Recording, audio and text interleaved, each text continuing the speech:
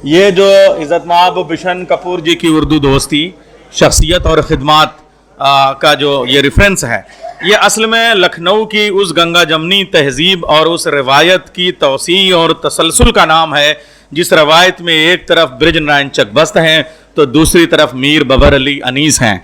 अगर एक तरफ जनाब वो हैं आनंद नारायण मुल्ला हैं तो दूसरी तरफ उमर अंसारी हैं। अगर एक तरफ कृष्ण बिहारी नूर हैं तो दूसरी तरफ इरफान सिद्दीकी हैं। एक तरफ पंडित दयाशंकर नसीम हैं तो दूसरी तरफ मीर हसन हैं। और ये उस उर्दू की रवायत की बात है कि जहाँ शायरी में अगर एक तरफ असरारुल हक मजाज हैं तो दूसरी तरफ रघुपति सहाय फिराक गोरखपुरी हैं। कि सेकुलर जर्नलिज्म किसे कहते हैं, एक आज़ाद किस्म की सहाफ़त किसे कहते हैं, जिसमें सहाफ़त कहीं से भी कलम बेचने का नाम नहीं था, बल्कि आप देखिए इंटरनेशनल आलमी कॉन्फ्रेंस जितनी भी हुई हैं उसमें जो लोग थे, यानी एक तरफ कैफी आज़मी, एक तरफ अली सरदार जाफरी, ये सब लोग जहाँ बैठते थे वो जो घर, वो जो लखोरियाँ ईंटें, वो जो पुरानी इमारतें, वो जो इल्म से सजी हुई दीवारें, वो जो उससे मकान बनता था, उस मकान के मालिक का नाम था बिशन कपूर। और आज हम उस रवायत को आगे बढ़ा रहे हैं। चन्ने भाई यहाँ मौजूद हैं। चन्ने नकवी साहब भी एक रवायत का नाम, बड़े बड़े अदीब और दानिश्वर यहाँ मौजूद हैं। प्रोफेसर शारिब रुदौलवी जैसे मेरे उस्ताद यहाँ मौजूद हैं। अम्मार रिजवी साहब जैसी शख्सियत, प्रोफेसर रमेर यूनिवर्सिटी के जहाँ उन्होंने पढ़ाया, वहाँ का मैं तालिब इल्म हूँ और आज भी तालिब इल्म हूँ। मगर एक बात है, खूने जिगर सर्फ करके शायरी करना बहुत बड़ी बात है, मगर खूने जिगर लगा के पढ़ना भी सबके बस की बात नहीं है। तो हमारे शन्ने नकवी साहब खूने जिगर से पढ़ते हैं और आवाज को वो पोशाक अता करते हैं कि आदमी के कलेजे में उतर जाए। स्वागत कर लीजिए ऐसे शख्स का, वो तशरीफ ले आए और नज़ीर अकबर आबादी की आदमी नामा नज्म इसलिए पेश करें कि वो मोहतरम बिशन कपूर जी को बहुत ज्यादा पसंद थी, आए दिन वो सुनते रहते थे उसे। दुनिया में बादशाह है सो है वो भी आदमी, और मुफलिस व गदा है सो है वो भी आदमी, वो भी आदमी। दुनिया में बादशाह है सो है वो भी आदमी, और मुफलिस व गदा है सो है वो भी आदमी। मस्जिद भी आदमी ने बनाई है या मियाँ, बनते हैं आदमी ही इमाम और खुतबा खां, पढ़ते हैं आदमी ही कुरान और नमाजिया, और आदमी ही उनकी चुराते हैं जूतियां, जो उनको ताड़ता है सो है वो भी आदमी। दुनिया में बादशाह है सो है वो भी आदमी। या आदमी पे जान को वारे है आदमी, और आदमी ही तेग से मारे है आदमी। पगड़ी भी आदमी की उतारे है आदमी, चिल्ला के आदमी को पुकारे है आदमी। जो सुन के दौड़ता है सो है वो भी आदमी। दुनिया में बादशाह है सो है वो भी आदमी। या आदमी ही लालो जवाहर है बेबहा, और आदमी ही खाक से बदतर है हो गया। गोरा भी आदमी है के टुकड़ा सा चांद का, काला भी आदमी है के उल्टा हो जूतवा। बदशक्ल बदनुमा है सो है वो भी आदमी। दुनिया में बादशाह है सो है वो भी आदमी, और मुफलिस व गदा है सो है वो भी आदमी। वो भी आदमी, वो भी आदमी, वो भी आदमी।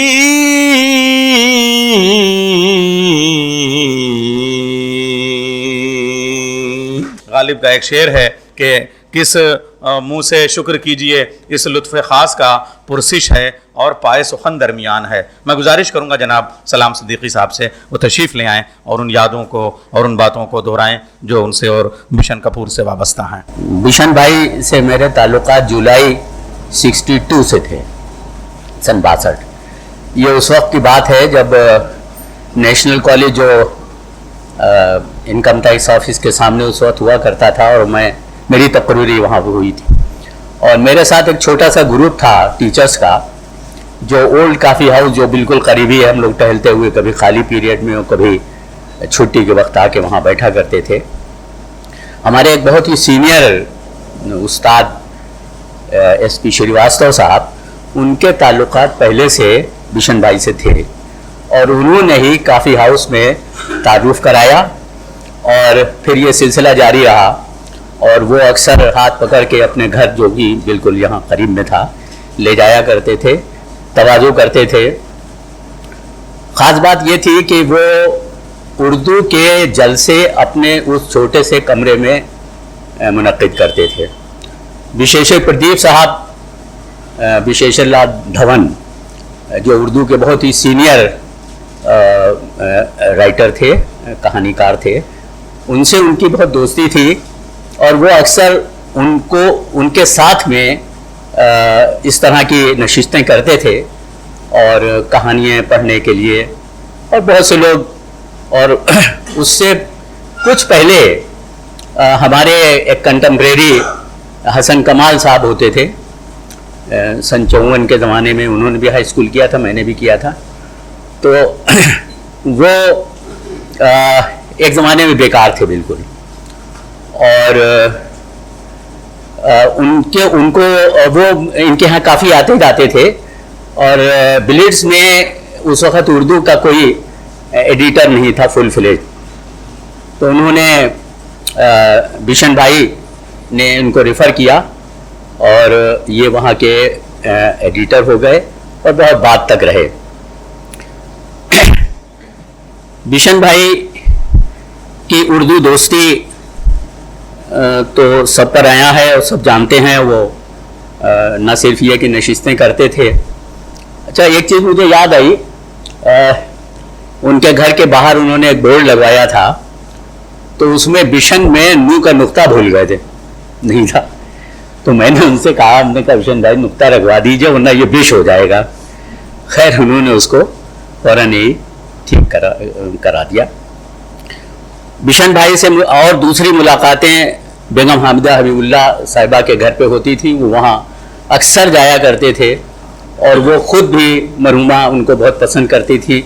अपने जलसों में और जो सोशल मीटिंग्स होती थी उसमें भी उनको बुलाते थे उनको, और उनसे वो मुलाकात होती थी। और क्योंकि मैं घर जाता था इसलिए मुझे उनसे ज़्यादा भाभी साहिबा पसंद थी, क्योंकि जब भी जाते थे तो बग़ैर खातिर तवाज़ो के वो आने नहीं देती थी।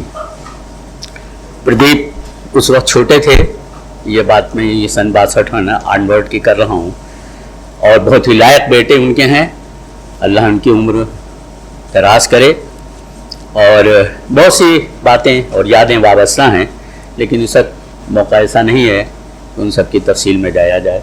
बहुत बहुत शुक्रिया। मैं गुजारिश करूंगा तशरीफ़ ले आएँ जनाब अवतार सिंह बहार साहब, जो इस वक्त दिल्ली में शिफ्ट हैं, मगर बिशन कपूर साहब की मोहब्बत में सिर्फ आज आपसे गुफ्तगू करने के लिए वो दिल्ली से तशरीफ़ ले आए हैं। बहुत ज़्यादा लंबा सफ़र हम लोगों का बिशन कपूर जी के साथ चला। मैं ज़्यादा ना जाऊंगा। जो मैंने सब लोगों को देखा तो 4 लाइनें आई यहीं पे। पहचानना है मुश्किल, पहचानना है मुश्किल, जब जान जाओ तो और बढ़ जाती है मुश्किल। पहचानना है मुश्किल, जब जान जाओ तो और बढ़ जाती है मुश्किल। गुजरे जमाने का दर्द उभर आता है, गुजरे जमाने का दर्द उभर आता है बन के शूल, निकलता है पर करे क्या, दबा देते हैं आगे चल देते हैं। ये दो लाइनें हैं इसकी। और बाकी कपूर साहब, बिशन भाई साहब प्रमोटर थे यंग जर्नलिस्टों के, प्रगतिशील जर्नलिस्टों के प्रमोटर थे। मैंने कविताएं लिखी हैं, जिक्र आया है, 2 ही लाइनें सुनाऊंगा, काफ़ी उसके ऊपर है, बहुत ज़्यादा तो नहीं क्योंकि बहुत लंबा चौड़ा है वो। क्योंकि ये सारी ऐसा है कि उस पे गुजरात साहब भी आते थे, जिस टेबल पे बैठे उसकी सारी चीनी साफ कर जाते थे। मेडिकल कॉलेज के प्रोफेसर लगातार आते थे। बिशन भाई कपूर भी कॉफी हाउस आते थे, शालीन तरीके से चलते हुए, हैट उतार ढांक कर किसी प्रगतिशील बैठे व्यक्ति की टेबल देखकर उस पर बैठ जाते थे। यह लंबी है कविताएं, कॉफ़ी हाउस का पूरा निज़ाम है, कॉफ़ी हाउस के ऊपर है, इतना टाइम नहीं लेंगे क्योंकि बड़े बड़े विद्वान हैं और सब हैं। तो मैं सिर्फ इतना कहूँगा कि कपूर साहब हमारे साथ, बिशन भाई एक लंबे अरसे से रहे। शहीद भगत सिंह का 23 मार्च को दिन होता था। स्टूडेंट फेडरेशन के लोग कैसर बाग का जो ऑफिस है उसके अंदर मनाते थे। बिशन भाई से हमारी बात हुई, कुछ पैसे उनसे लिए, 15 रुपये 25 रुपये प्रेस क्लब के होते थे, 5 रुपये मैंने दिया, मैंने कहा बाकी बाद में दूंगा। वो जो पोर्ट्रेट था भगत सिंह का वो हम वहाँ से लिया। प्रेस क्लब में शहीद भगत सिंह का 23 मार्च का दिन शुरू किया, वो आज तक चलता है। और कम्युनिस्ट पार्टी के नौजवान साथी होते थे, सीपीआई के वो लोग करते थे, कमरे में करते थे। हम लोगों का एक ब्रॉडर सर्किल था, हम लोगों के साथ सारी पार्टियों के लोग रहते थे।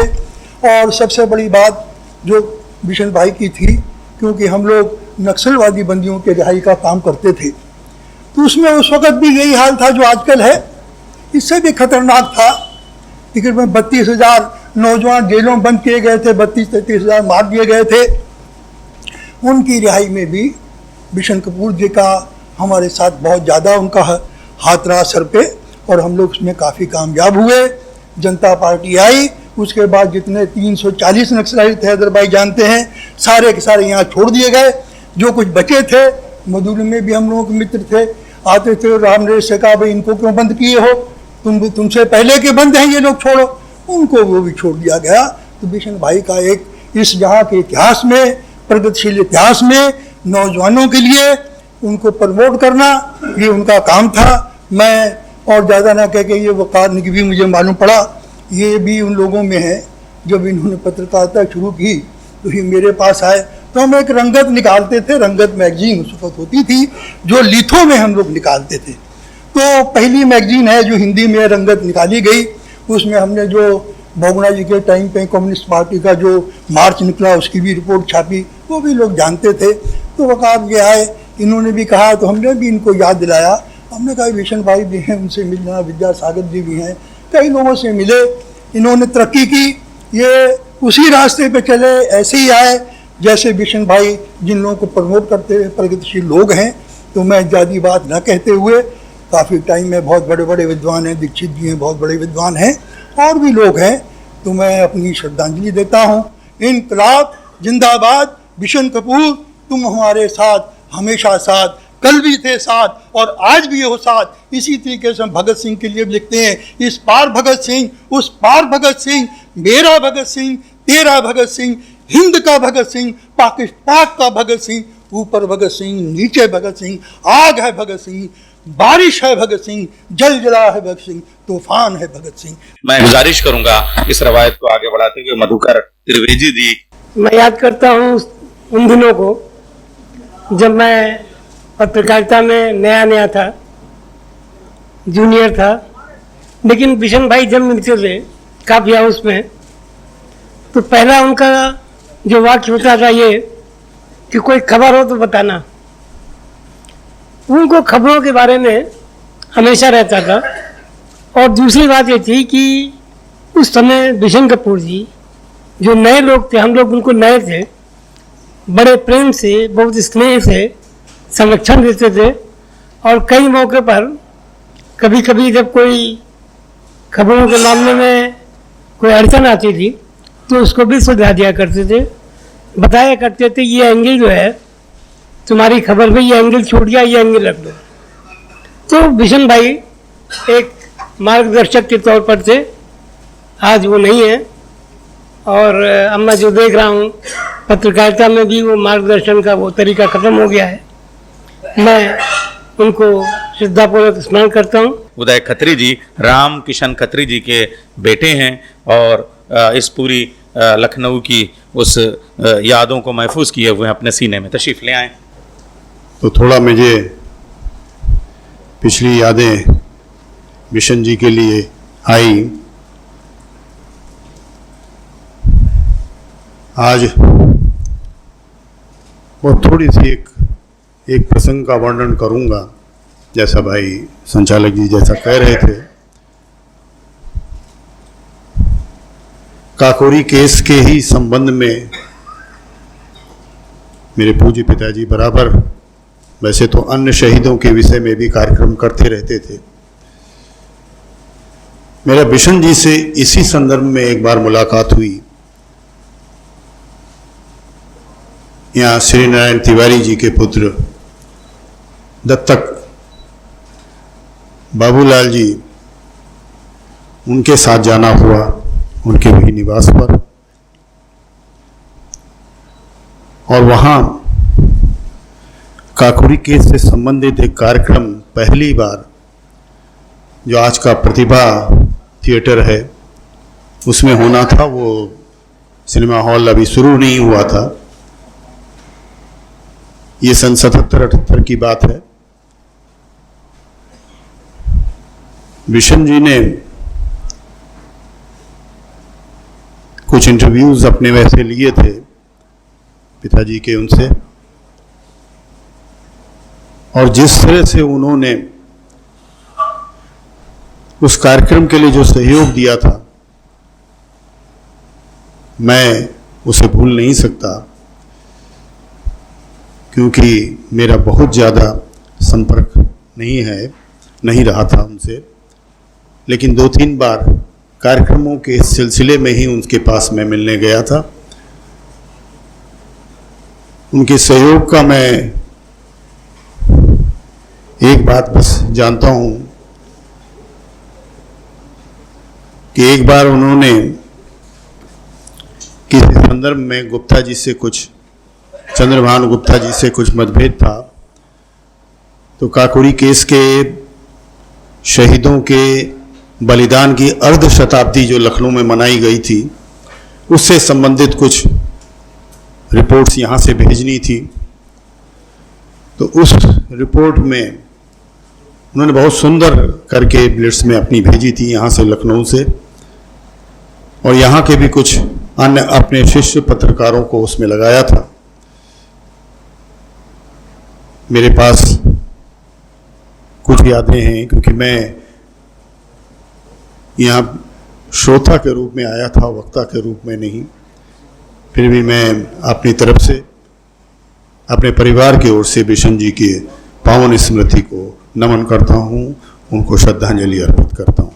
मैं गुजारिश करूंगा सुरेंद्र विक्रम जी से कि वो तशरीफ़ ले आएँ। बिशन भाई पत्रकारिता के क्षेत्र में एक अभूतपूर्व व्यक्तित्व वाले व्यक्तित्व था उनका। एक जमाना था जब कॉफ़ी हाउस में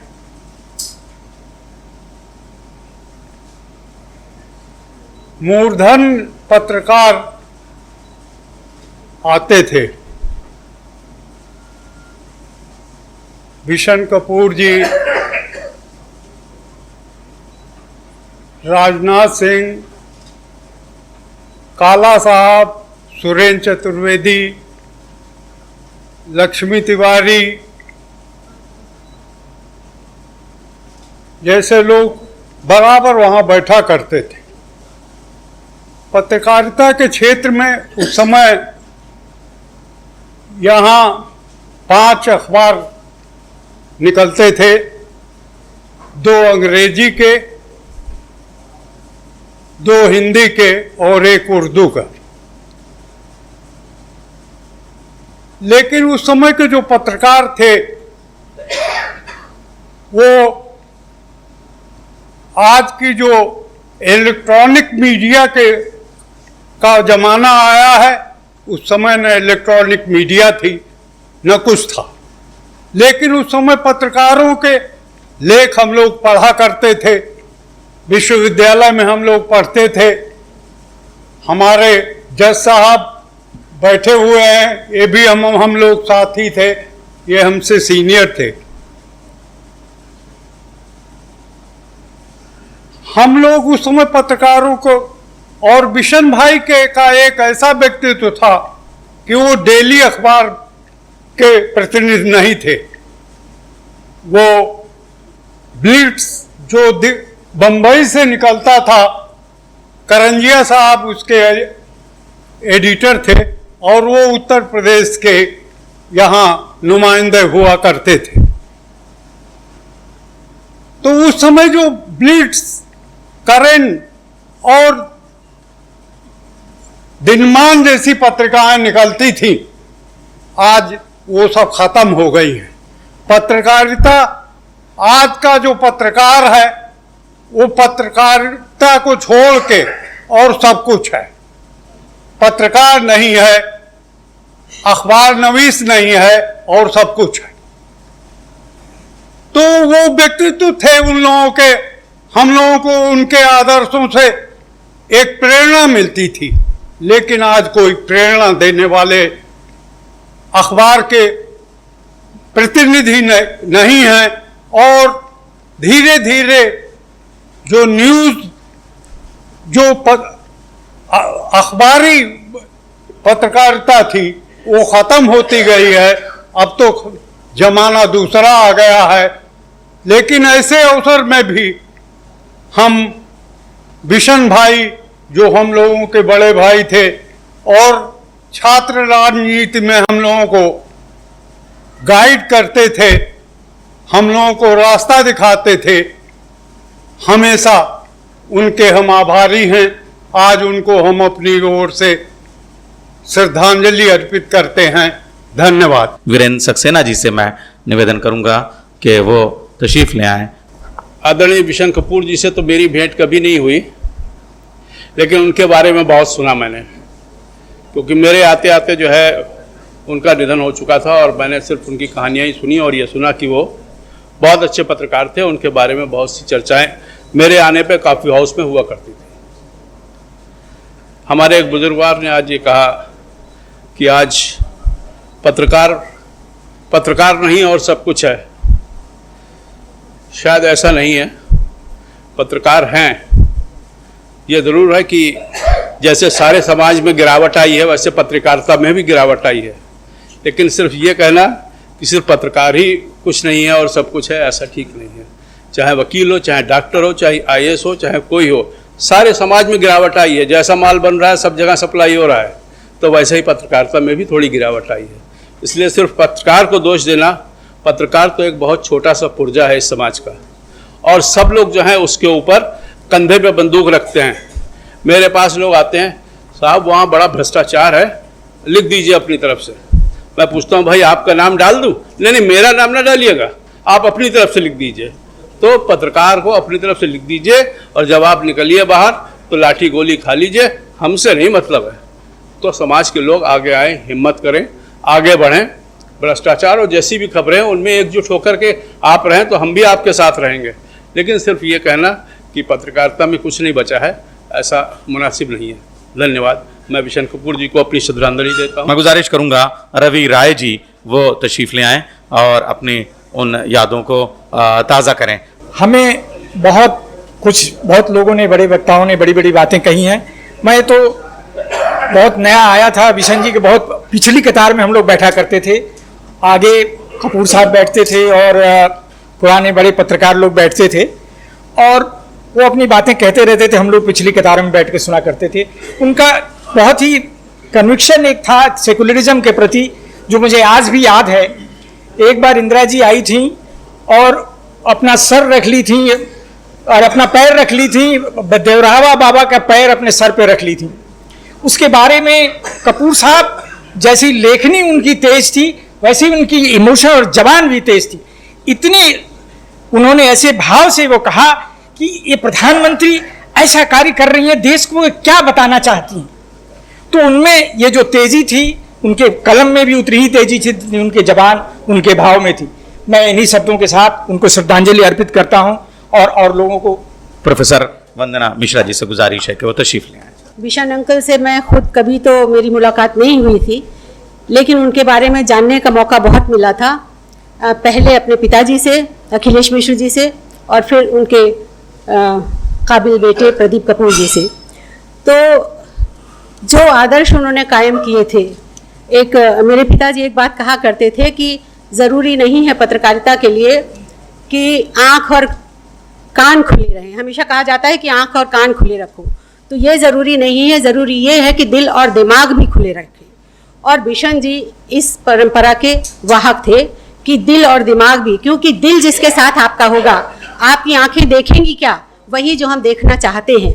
हम अगर ये चाहते हैं कि हम फैशन परेड देखें और हम उनके कार्यक्रम कवर करें, हम पेस्ट्री की पत्रकारिता करें, तो हम वो भी कर सकते हैं। और अगर हम देखें कि सड़क पर क्या हो रहा है, सड़क पर कौन से आंदोलन हो रहे हैं, कौन वंचित लोगों की क्या दशाएं हो रही है, अगर हम ये देखना चाहते हैं तो हम वो देख सकते हैं। तो हमारा दिल और दिमाग किस तरफ है, उससे हमारी पत्रकारिता गाइड होती है। और यही सबक हमको बिशन कपूर जी के लेखों को पढ़ के मिलता है, उनकी पत्रकारिता से मिलता है। मैं उनको बहुत बहुत श्रद्धांजलि देती हूँ। कि जद में है तेज हवाओं की किताबे हस्ती, जद में है तेज हवाओं की किताबे हस्ती, कोई उड़ते हुए औराक पे पत्थर रख दे।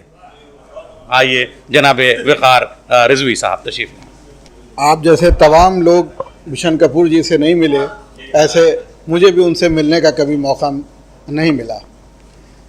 इसलिए उनकी सहाफ़त कैसी थी ये अपने आँखों देखा हाल तो नहीं बता सकता, लेकिन उसके बाद प्रदीप कपूर जी और उनके चाहने वालों से कई प्रोग्राम बिशन कपूर जी पे हुए और सुनने का मौका मिला। इसलिए सोचा कि ये जो टाइटल दिया है ऐसी चिंगारी भी यारब, कि ऐसे लोग जो थे जिन्होंने अपने ज़माने में धूम मचा रखी थी, उनको याद किए जाने का कोई ना कोई बहाना होना चाहिए, जिसमें ये बताया जा सके कि ऐसे लोग भी थे। आज के दौर में अगर देखना हो तो शायद ऐसे लोग बहुत मुश्किल से मिलते हैं। ख़ास तौर से सहाफ़त की दुनिया में ये बहुत मुश्किल हो गया। वीरेंद्र सक्सेना जी ने अभी कहा कि सब जगह गिरावट आई है, सहाफ़त में भी गिरावट आई है, लेकिन सब जगह की गिरावट इंडिविजुअल होती है, वो पूरे माहौल को ख़राब नहीं करती। लेकिन सहाफ़त में एक जगह अगर गिरावट आए तो एक स्टोरी दिखाई जाने वाली जितने लोग उसको देखते हैं सब उससे मुतासिर होते हैं। उन सब के लिए गलत इन्फॉर्मेशन जाती है। तो एक सहाफ़ी अगर गलत रिपोर्टिंग करता है, तमाम वकील ख़राब हो जाएं, तमाम लोग ख़राब हो जाएं, लेकिन एक सहाफ़ी का ख़राब होना तमाम निज़ाम और माहौल को बिगाड़ने के लिए काफ़ी है। बिशन कपूर जी की सहाफ़त कैसी थी उनके ज़माने के लोग बताएंगे, लेकिन उनका अखबार मैं जानता हूँ। मेरे ज़माने में होश जब तक मेरे था, मैंने देखा ब्लिट्स निकलता था। ब्लिट्स वो अखबार था जो निकलने के बाद बिकता था। अब ज़माना ये आ गया, जो खबरें छपती हैं वो पहले बिक जाती हैं। अखबार तो मार्केट में ऐसे ही जाता है, उसका बिकने या न बिकने से कोई लेना देना नहीं होता। हम लोग रात में ये सौदा कर लेते हैं कि ये खबर ऐसे छाप रहे हैं तो ये अखबार में जा रही है, उसके पैसे रात में ही मिल जाते हैं, रिपोर्टिंग के लिए भी, टीवी पे भी, एंकरिंग के लिए। अब अखबार के बिकने या न बिकने का कोई सवाल नहीं है। एक चीज़ और है, मैं ये इलेक्शन से शायद 8 साल पहले, 10 साल पहले जब इलेक्शन होते हैं तो प्राइम मिनिस्टर और पार्टी प्रेसिडेंट जर्नलिस्टों को बुलाते हैं, तो उर्दू वालों को भी बुलाया जाता है। राहुल गांधी जी ने अपने घर पे बुलाया था, हम लोग चंद लोग थे गए हुए थे, तो वो ये कहने लगे कि हम लोग करें क्या, ब्यूरोक्रेसी जो है ये सब आरएसएस के हाथ में चली गई है और सारे जितने मेन सेक्शन हैं, जो पोस्टें हैं, उन लोगों ने उसको कैप्चर कर लिया है और वो हम चाह कर भी उसको नहीं बदल पाते क्योंकि हर जगह उनका आदमी बैठा हुआ है। ये बात उन्होंने 8-10 साल पहले कही थी। मैं लगातार सोचता गया, जो बहुत शरीफ लोग हैं, सेकुलर लोग हैं, मजलूमों की लड़ाइयाँ लड़ रहे हैं, वो अपने आप में इतने सिकुड़ते क्यों चले जा रहे हैं? कहीं भी उनकी जगह, अगर वो बंगाल में थे तो ख़त्म हो गए, केरला में थे तो ख़त्म हो गए, अब यूपी में तो मिसेन यादव बाबा का वो लोग 2-4 कम्युनिस्टों की सीटें हुआ करती थीं, अब वो ख़त्म हो गई। तो इसकी वजह क्या है?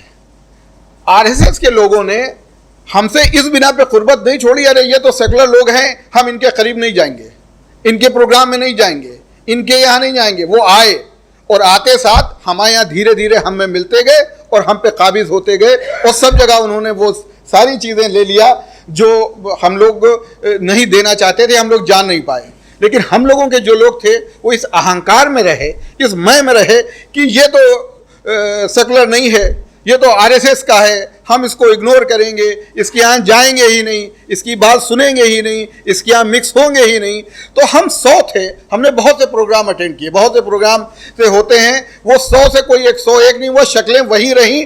किसी भी प्रोग्राम में कोई एक नई शक्ल नहीं देखने को मिली कि हमने एक आदमी को जोड़ा। तो जोड़ने का काम हमने किया नहीं। हम भी वो जैसे हम लोगों के खिलाफ बयानबाजी करके बरगलाते हैं, अनाप शनाप कहते हैं, नफरत वाली बातें करते हैं, वही काम हम लोगों ने भी किया कि हमने उनको अपने करीब आने नहीं दिया और ये मोह लगा दिया, ये तो उनकी नज़र में हम सेकुलर नहीं होंगे, वो जो भी हमको कहते होंगे कि उनके बीच का ज़्यादा उठना बैठना नहीं है, लेकिन वो आते नहीं हैं हमारे यहाँ। हमारा दायरा दिन पे दिन घटता चला गया, उन लोग हमारे यहाँ काबिज होते चले गए। जो इंटेलेक्चुअल लोग हैं वो कभी ये बात सोचें, क्या बिशन कपूर जी जिस ज़माने में ये सहाफ़त करते थे, उनके बारे में जितनी भी सहाफ़त सुनी जाती है वो बिल्कुल सेकुलर सहाफ़त थी, लेकिन क्या उनका किसी और लोगों के बीच में उठना बैठना नहीं था, आना जाना नहीं था? आखिर लोगों से आते आते होंगे। अगर नहीं आते आते थे तो प्रदीप कपूर जी के लालजी टंडन जी से इतने ताल्लुकात कैसे हैं? वो भी तो आरएसएस के हैं, बीजेपी के हैं। आज भी सब लोग उनकी महफिलों में जाते हैं और आते हैं और इस पे फख्र समझते हैं क्योंकि अवध की तहजीब है, उनके बारे में सब कुछ कहा जाता है। वो भी तो आरएसएस से आते हैं। क्या हमारे उनसे ताल्लुकात हैं इसलिए वो आरएसएस से हैं? तो कोई बात नहीं, इनके किसी और से ताल्लुकात हैं, वो आरएसएस से हैं इसलिए ख़राब बात है। एक आरएसएस वाला अगर ख़राब है तो दूसरा आरएसएस वाला भी ख़राब है। तमाम जगह ऐसी चीज़ें हुई, वो चीज़ें ज़रूरी हैं हम उसको हाईलाइट करें। श्री कृष्णा कमीशन रिपोर्ट आई थी जब 92 के बम्बई के दंगे हुए थे, उसके बाद बहुत सी गवर्नमेंटें आईं, आरएसएस की गवर्नमेंट नहीं थी, तो वो क्यों नहीं श्री कृष्णा कमीशन रिपोर्ट लागू हुई? क्या उन लोग उतने ही जिम्मेदार नहीं हैं जिन लोगों ने दंगे कराए जितने वो जिम्मेदार थे? कांग्रेस के ज़माने में जितने भी दंगे हुए, आज भी भागलपुर से अगर तमाम खेतों की मिट्टियां खोदी जाती हैं उसमें लाशें अभी भी निकलती हैं।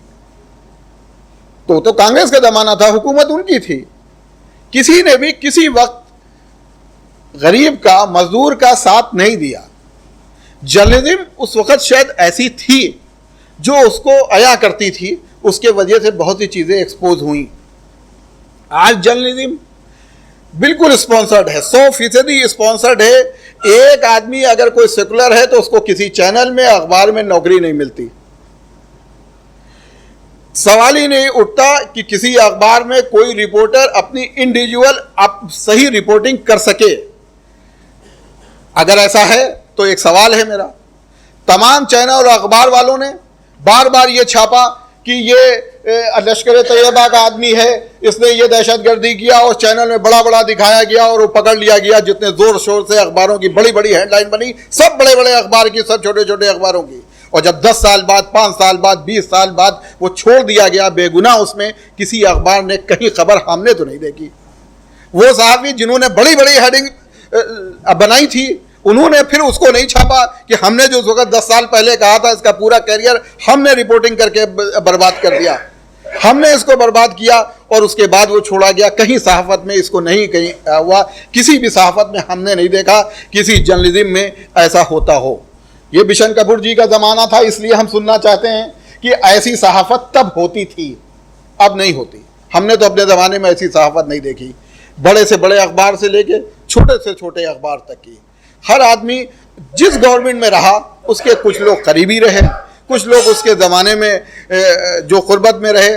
पहले लोग इश्तिहार छपते थे, अब वो एक नया इश्तिहार का सिस्टम लागू हो गया है उसको कहते हैं क्या कहते हैं राजन चौधरी जी, आप बताइए, एडिटोरियल, वीरेंद्र सक्सेना जी उसका नाम बताइए क्या है जो आजकल वो खबरों की शक्ल में इश्तिहार छपते हैं? एडवर्टोरियल उसका नया नाम है। तो अब तो इश्तिहार की भी ज़रूरत नहीं है। इसका मतलब जो न्यूज़ भी आज छापते हैं वो भी न्यूज़ पेड होती है। ये सिस्टम अब अखबार की दुनिया में सब अखबार वाले छाप रहे हैं, तो वो न्यूज़ है लेकिन उसके पैसे लेके छाप रहे हैं। तो अब कहाँ बची? कोई भी नहीं बचा अखबार की दुनिया में। तमाम लोगों ने जिस भी दौर में रहे उससे कहीं ना कहीं इस बात के लिए ज़रूर अखबार का वो ज़माना अब ख़त्म हो गया। मैं उन लोगों से बार बार ये कहता हूँ जो लोग बार बार ये जिद करते हैं कि अगर किसी की क़ुर्बत में जाए तो हम उसकी आइडियोलॉजी को एडॉप्ट करने को तैयार हैं, इसको ये नहीं समझना चाहिए। अम्मार साहब मोदी जी के ऑफ़र पर, उनके कहने पर, आरएसएस बीजेपी के कहने पर हज डेलीगेशन के लीडर बन के गए। ये अड़ जाते कि मैं तो कांग्रेस से हूँ, मैं तो नहीं जाऊँगा, मेरा कोई इनसे जोड़ नहीं है। तो अगर इनको कोई खिदमत करने का एक मौका मिल रहा था उससे भी महरूम हो जाते। ये अगर कुछ हाजियों के लिए कर सकते थे वो भी ना कर पाते। अगर इस अहंकार में, इस अकड़ में रहते कि मैं तो कांग्रेस का हूँ, 50 साल से ज़्यादा से कांग्रेसी हूँ, मैंने तो कभी पार्टी भी नहीं बदली, मेरा आरएसएस वालों से, मेरा बीजेपी वालों से क्या लेना देना। तो इनको एक मौका मिला कि ये वहाँ पे गए, अपनी कोई बात कह के आए। अगर हम इस चीज़ को नहीं अडॉप्ट करेंगे तो हम बिल्कुल अपनी अलग दुनिया बना लें, और अलग दुनिया के नताइज आपके सामने हैं। ये दिन पे दिन छाते चले गए। आखिर कोई तो रिजल्ट होना चाहिए ना, कहीं तो ये एनालिसिस होना चाहिए कि वो कैसे जीतते चले गए। वो पूरी दुनिया 2 सीटों से उन्होंने शुरुआत किया, आज उनके पास सारी गवर्नमेंट है, स्टेट में भी और सेंट्रल में भी। कोई तो उनके पास कोई तरीका, कोई जादू तो नहीं था। कोई गणित होगी, कोई इक्वेशन होगी, कोई मंसूबा उन्होंने बनाया होगा, कोई प्लानिंग किया होगा, आपकी जमात में वो घुस जाएं, आपके यहाँ जाके आपके लोगों को तोड़ लाएं, कोई तो चीज़ें। तो हमको तो दुश्मन से भी कोई चीज़ सीखनी चाहिए, लेकिन हम ये काम नहीं कर रहे हैं। राजेंद्र चौधरी जी आज बैठे हुए हैं, चूँकि राम गोविंद जी से, चौधरी से मैंने उस दिन कहा था, वो आज एक मौका है मैं फिर बात कह दूँ।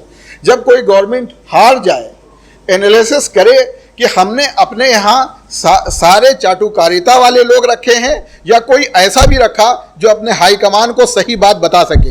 राजेंद्र चौधरी जी, आज मैं आपको एक बात बताना चाहता हूँ। आपकी सरकार तो उर्दू वालों की सरकार थी, मुसलमानों की सरकार कही जाती थी कि आपके यहाँ हैं। आपके यहाँ आपकी पार्टी से जितने प्रेस नोट जारी होते थे, आपके यहाँ कोई उर्दू पढ़ने वाला नहीं था, जानने वाला नहीं था कि उर्दू अखबार क्या छाप रहे हैं।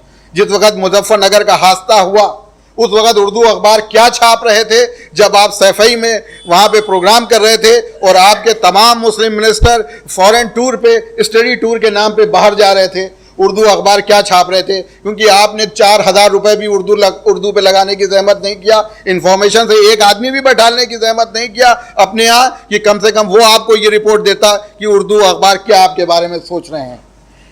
ये चीज़ अब समझ लीजिए। अगर आपको फिर से सत्ता में आना है तो पुरानी गलतियों को दोहराना नहीं होगा। मैं एक बात वो कहना चाहता हूँ, आप उस चीज़ को सुनिए, किसी की भी अच्छी ख़राब बात हो वो जाननी चाहिए।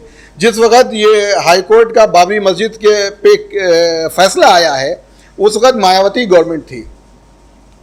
मायावती गवर्नमेंट ने इन्फॉर्मेशन को ये कहा कि जितने भी उर्दू अखबार आते हैं, जो भी इस बारे में रिपोर्टिंग करते हैं, उसकी हिंदी का तर्जुमा हो के पूरी फाइल हमारे पास आनी चाहिए।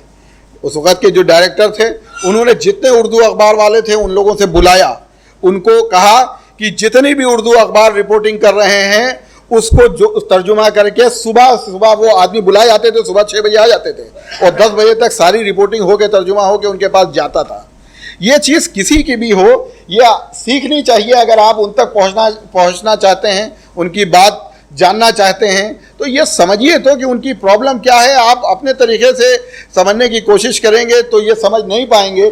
इसलिए अभी तो 2019 आपके सामने है। हम सब चाहते हैं 2019 का इलेक्शन आपके हक में हो, लेकिन आपको अपने हक में करने के लिए बहुतों को अपने हक में करना होगा। ये बहुत ज़रूरी है।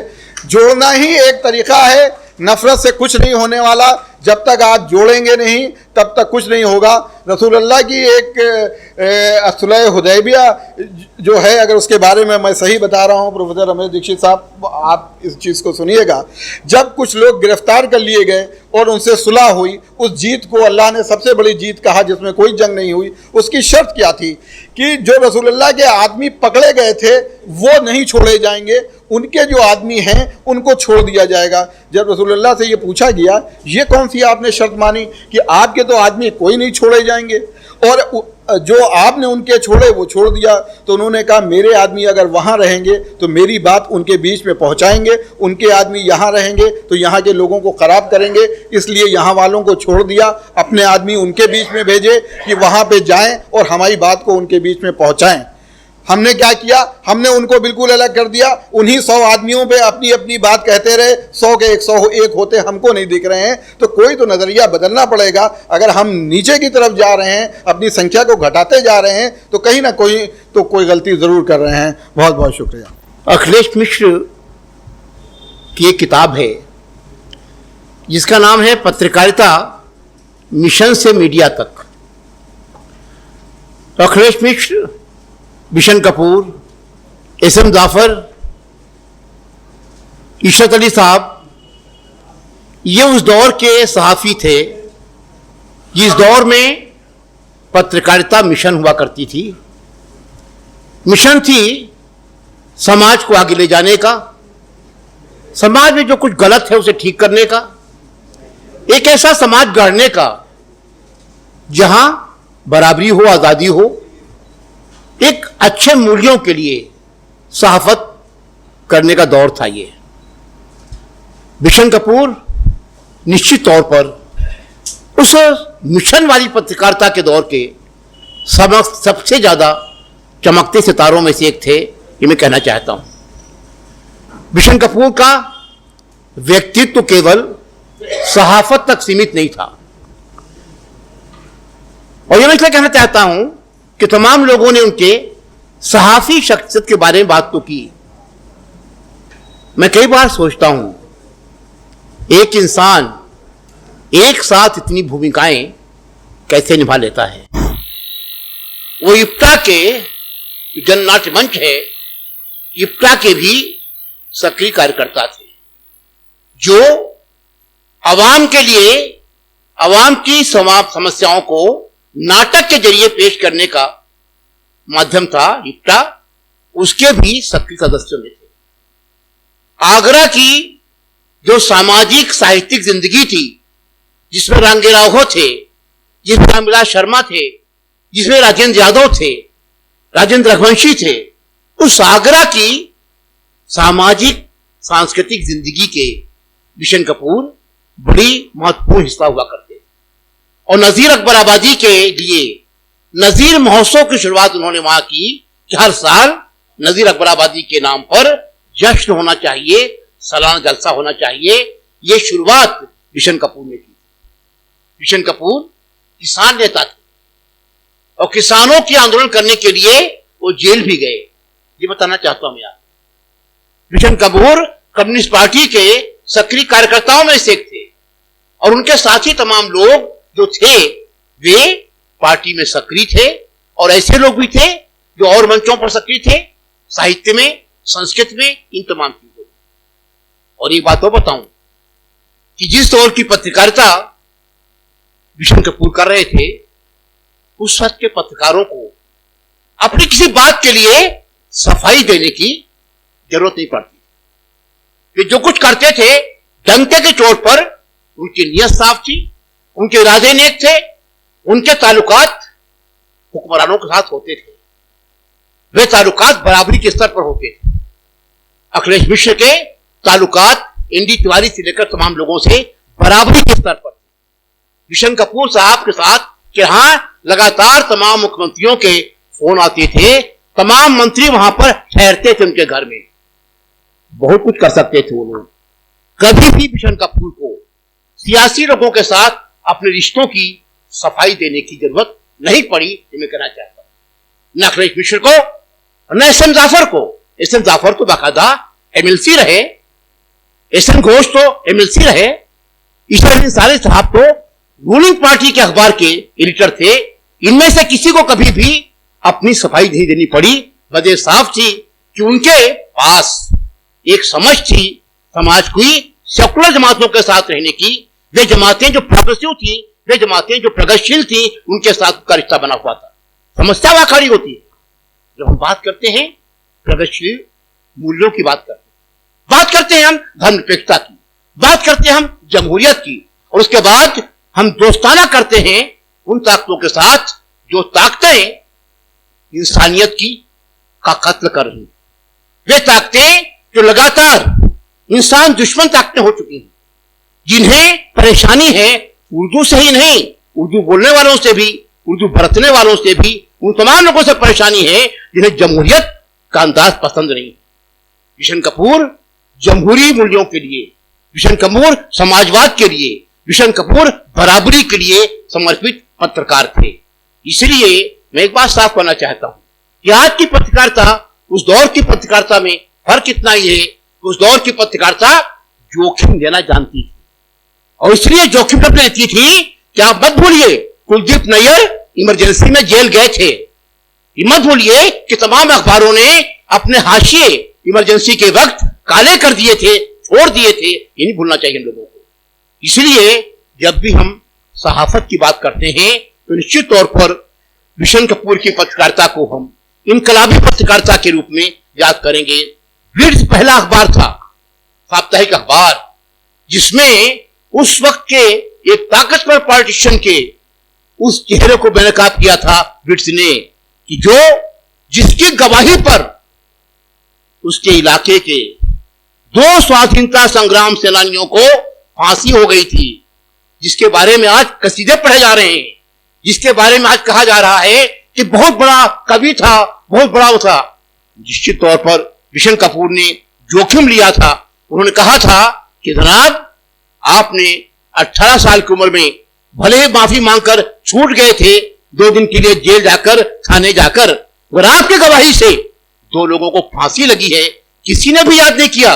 मुझे खुशी होती अगर ये आज जब तमाम तरह के अस्थिकलश निकल रहे थे, किसी सहाफी ने कम से कम ये तो कहा होता किसी शख्स की गवाही पर 2 लोग फांसी चढ़ गए थे, लिखा किसी ने। इसलिए सफाई देने की जरूरत नहीं है वकार साहब।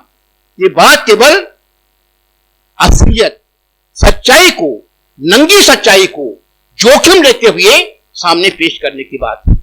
एक बात मैं और कह दूं कि दरअसल किशन कपूर ने लगातार ब्लिट्ज की पत्रकारिता के जरिए ही नहीं, तमाम हुक्मरानों के साथ बराबरी के रिश्ते रखते हुए ही नहीं, उन्होंने एक काम अपनी पहल पर शुरू किया था लखनऊ में भी, उसे कोई याद ही नहीं करता। आज 1857 की याद को लोगों के दिलो दिमाग में ताजा रखना है, इस अहद के साथ उन्होंने एक सिलसिला शुरू किया था लखनऊ शहर में। 1857 की याद को ताजा करने के लिए 2 साल लगातार बाकायदा यहां पर निकलती थी, रैली निकलती थी, टैबलो निकलता था कि कोई तात्या टोपे का चेहरा बनाए हुए है, कोई रानी लक्ष्मीबाई का। इस तरह से 1857 की याद को एक सांस्कृतिक समारोह में लखनऊ में शुरू करने की बात की थी किशन कपूर ने, हमें याद ही नहीं है। इसलिए हम कहना चाहते हैं कि हम थोड़ा सा वक्त दें उन लोगों को याद करने के लिए जिन लोगों ने जोखिम के साथ पत्रकारिता की थी, जिनके कुछ मूल्य थे, जिनके कुछ सिद्धांत थे, और जिन्होंने उसके लिए हर वक्त बड़ी से बड़ी कीमत अदा करने का फैसला किया था। मुझे खुशी होती है कि प्रदीप कपूर किशन कपूर के बेटे के रूप में हमारे सामने हैं। हम तो अवधि में, हमारे यहाँ अवधि में कहावत यही होती है कि बाद बाढ़े पूत पिता के धर्मा और खेती बाढ़े अपने कर्मा। पुत्र अपने पिता के कर्मों से। मैं देख रहा हूं कि किशन कपूर के जो संस्कार थे वो संस्कार प्रदीप में हैं। प्रदीप तमाम लोगों से मिलते रहते हैं, उन तमाम लोगों से जिन लोगों का कोई भी योगदान रहा है हिंदुस्तान की जमहूरियत को बढ़ाने में, समाजवाद के उसूलों को बढ़ाने में, प्रोग्रेसिव सियासत बढ़ाने में, उन तमाम लोगों के साथ प्रदीप कपूर का जिंदा एक जीवंत रिश्ता बना रहता है। ये जानकर मुझे खुशी होती है। और तब मैं आखिरी बात ये कहना चाहता हूं कि हमें किशन कपूर के ये जो मल्टी फेसेटेड पर्सनालिटी थी, जो बहुआयामी व्यक्तित्व था, उस व्यक्तित्व को भी लोगों के सामने पेश करने की कोशिश करनी चाहिए। और साथ साथ मैं कहूंगा वकार साहब, आप इसको अनसा मत लीजिएगा, पहली बात मैं आपको धन्यवाद देता हूं इस बात के लिए कि आपने इतने लोगों को यहां पर इकट्ठा किया, मगर आपको ये जरूरत कहने की बताने के लिए बार बार कि आरएसएस के साथ रिश्ता होना चाहिए नहीं होना चाहिए, जिसको रिश्ता तय करना होगा रिश्ता तय कर लेगा। हमारे जैसे लोग एक जोखिम लेके आए हैं, डंके की चोट पर हर मंच पर कहते हैं कि ये कातिलों की सरकार है, ये कहने का हिम्मत हम रखते हैं। आपको परेशानी न हो, हमारी हमदर्दी उन अखलाकों के साथ है, हमारी हमदर्दी उन जुनूदों के साथ में है, हमारी हमदर्दी उन के साथ में है जिनका एकमात्र जुर्म ये था, एकमात्र खता ये थी जिनकी, उनका गुनाह ये था कि वे शक्ल सूरत थे, उस मजहब के नहीं थे जिस मजहब के मारने वाले थे। तो क्या हमें कोई हमदर्दी नहीं होनी चाहिए? अगर हम कह दें कि ये लोग लगातार कातिलों को सरपरस्ती कर रहे हैं, क्या मैं गलत कह रहा हूं? हमें कहना चाहते हैं कैसा कैसे होता है कि गाय के नाम पर हत्या करने वाला कोई भी व्यक्ति सजा नहीं पाता है, किसी को मार दो सजा नहीं पाता है। ये बात हम डंके की चोट पर हर मंच पर कहते थे, हर मंच पर कहते रहेंगे। रिश्ते सामाजिक रिश्ते और होते हैं।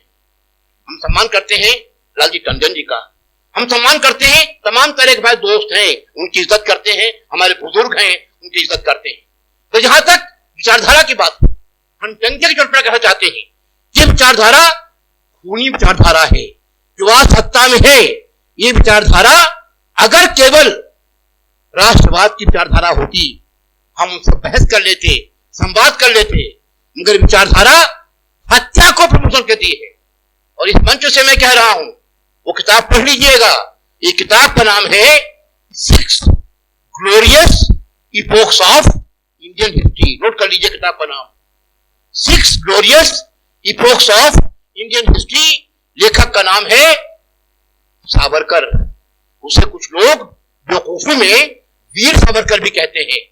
वो एक किताब के एक चैप्टर में कहता है बलात्कार जरूरी हथियार है, बलात्कार का समर्थन करने वाला अगर वीर है तो ऐसी वीरता को मैं लानत मारता हूं, ऐसी वीरता को मैं शर्म की बात समझता हूं।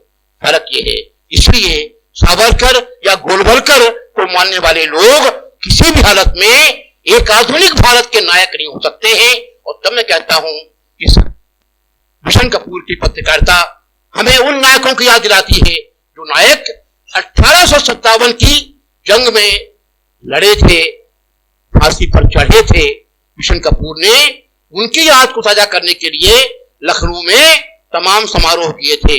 अच्छा होगा कि हम उन लोगों को याद करें, बिस्मिल को, अशफाकुल्लाह खां को, चंद्रशेखर आजाद को याद करें। और इस प्रकार जो हुक्मरान बैठे हुए हैं, कितने लोग आए, कितने राजभवन हैं, कौन आया, कब गया, इतिहास के कूड़ेदान में चले जाएंगे। याद भी रखा जाएगा लोग किसकी कौन सी किताब थी, जिस किताब के 1000 एडिशन छपे थे। ऐसी किताबें तमाम छपती रही हैं, उनकी लुब्धियां बनती रही हैं। मैं कहना चाहता हूं बहुत शुक्रिया आप सभी। मैं जस्टिस बेडी नकवी साहब से गुजारिश करूंगा। जहां तक बात है बिशन कपूर साहब की, तो मुझे ख्याल आया कि विशन वर्ड है विष्णु का अंश, और हमारे बीच भगवान विष्णु और विशन साहब का एक चिराग के रूप में, एक दीप के रूप में हमारे साथी प्रदीप कपूर साहब हमारे बीच हैं, जिनकी रोशनी से हम बराबर महसूस होते रहते हैं। बात होगी जब भी किसी महफिल में, खासकर एक ऐसी शख्सियत की जिसने जर्नलिज्म दुनिया में, सियासी दुनिया में किसानों के आंदोलन के लिए काम किया, तो इसलिए ये महफिल और भी अहम हो जाती है।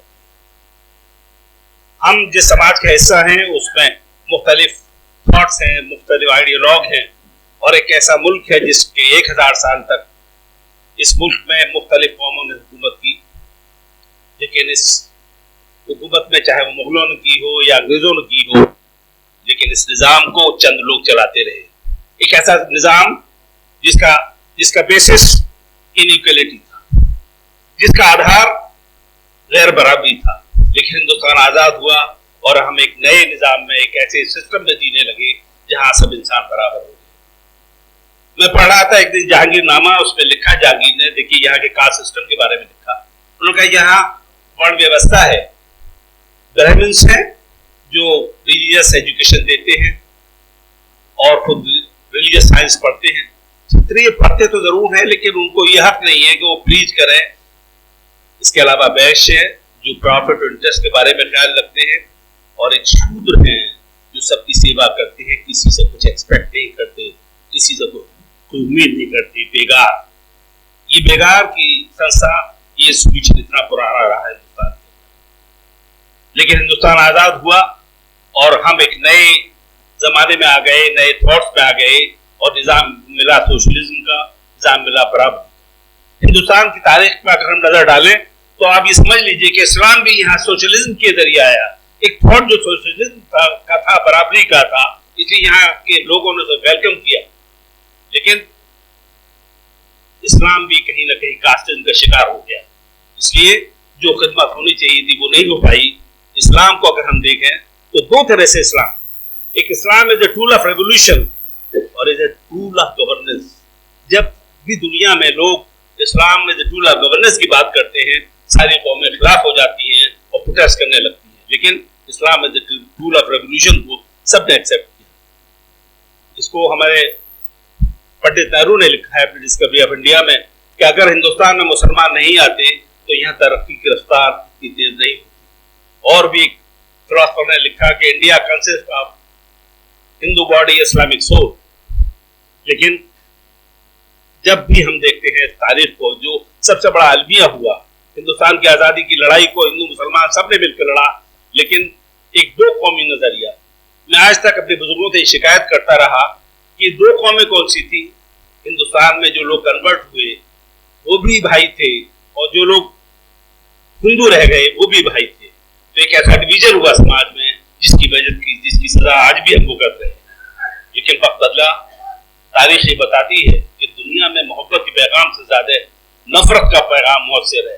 चाहे वो कम्युनिज्म हो या कोई भी निजाम हो, नफरत के पैगाम को लोग, समाज, इंसानी जहन ज्यादा अच्छी तरह से एक्सेप्ट करता है। इसीलिए आज जो फिलॉसफी इस मुल्क के अंदर है, जो लोग समाज में तब्दीली ला रहे हैं, उस लड़ाई को लड़ना इतना आसान नहीं है। नफरत का पैगाम, नफरत का मैसेज एक खास तबके के खिलाफ है। क्या हम उसको लड़ पाएंगे? क्या हमें नए आइडियोलॉग की जरूरत होगी? हाँ, मैं देखता हूँ एक आइडियोलॉग है अम्बेडकर, जिसके मानने वाले हैं, आप उसे एग्री करें न करें, अम्बेडकराइट्स हैं। इसके अलावा कोई आइडियोलॉग ऐसा नहीं है जो बहुत पूरा असर हो और आरएसएस का मुकाबला कर सके। नॉर्थ में हमें बैकवर्ड्स कम्युनिटीज में कोई आइडियोलॉग नहीं मिलता, लेकिन साउथ में मिलता है। डीएमके मूवमेंट है, और सारे मूवमेंट हुए बैकवर्ड्स में जो इक्वलिटी के लिए लड़े और एक सिस्टम के लिए, पिरामिडल ऑर्डर के खिलाफ उन्होंने लड़ाई लड़ी। लेकिन नॉर्थ में ये लड़ाई बहुत कमजोर रही, और इस लड़ाई को कमजोर करने में जो हमारे नाम ने हाथ सोशलिस्ट है, जिन्होंने सोशलिज्म का सहारा लिया, वो लाइफ में सोशलिस्ट नहीं रहे। उन्होंने अपने तौर पर कैपिटलिज्म का सहारा लिया। कैपिटलिज्म मजहब सूट करता है, रिलीजन सूट करता है। कार्ल मार्क्स ने कहा religion is opium for man, एक अफीम है। हम मजहब का मुकाबला मजहब से नहीं कर सकते, हमको नए रास्ते तलाश करनी होगी, नई रोशनी तलाश करनी होगी। देखिए, जहां तक बात है जर्नलिज्म की, हिंदुस्तान की आजादी की लड़ाई में मुझे बड़ा याद आ रहा है, अभी बात हो रही थी पंडित ब्रिजनाथ चकबस की। क्या कहा उन्होंने लॉर्ड कर्जन के जमाने में, मैं आपसे शेयर करूंगा। मुझे असीर करे या मेरी जबान रोके, मुझे असीर करे या मेरी जबान रोके, मेरे ख्याल को बेड़ी पहना नहीं सकते, मेरे ख्याल को बेड़ी पहना नहीं सकते। उसके बाद जर्नलिज्म की दुनिया में मुझे फैज अहमद फैज के शेर को भी आज जिक्र करना होगा। मताए लोहो कलम छिन गई तो क्या गम है, मताए लोहो कलम छिन गई तो क्या गम है, कि खूने दिल में डुबो ली है उंगलियां मैंने। मताए लोहो कलम छिन गई तो क्या गम है, कि खूने दिल में डुबो ली है उंगलियां मैंने। ज़बां पे मोहर लगी है तो क्या, कि रखती है हर हल्के जंजीर में ज़बां मैंने। ये जर्नलिज्म की आवाज है। ये आवाज है, अगर ये आवाज दब के रह गई तो समझ लीजिए जमहूरियत भी हिंदुस्तान से मिट जाएगी, और हम एक ऐसे निजाम में चले जाएंगे जहां चंद लोग हुकूमत करेंगे। हम सबको मिलकर सोच के आज ये मौका दिया है हमें, वकार रिजवी साहब ने, कि हमें बुलाया, बात हो रही जर्नलिज्म की, बदलते हुए समाज की। दीक्षित जी ने बहुत अच्छी बात कही, जो वाकई I feel enriched, I feel enlightened, कि लेकर ऐसे लोग मिल बैठेंगे, बात होगी। और लेकिन जो डिप्रेशन है समाज में, जो डिप्रेशन है लोगों के अंदर, उसके बारे में मैंने खुद एक शेर से कहा, ए चिरागो बुझ भी जाओ तो मलाल मत करना, ए चिरागो बुझ भी जाओ तो मलाल मत करना, हमें अंधेरों में जीने का हुनर आता है, हमें अंधेरों में जीने का हुनर आता है। ऐसी थॉट, ऐसी लड़ाई, ऐसा सोच, ऐसी हिम्मत हमें जरूरत है एक अज़्म की, एक नए रास्ते की, और शायद हमारे बुजुर्ग इस रास्ते को दिखाएंगे। तो मैं उम्मीदों के साथ मैं बहुत शुक्रिया अदा करूंगा वकार रिजवी साहब का कि उन्होंने हमें मौका दिया इस बात को करने का, इस थॉट को समझने का।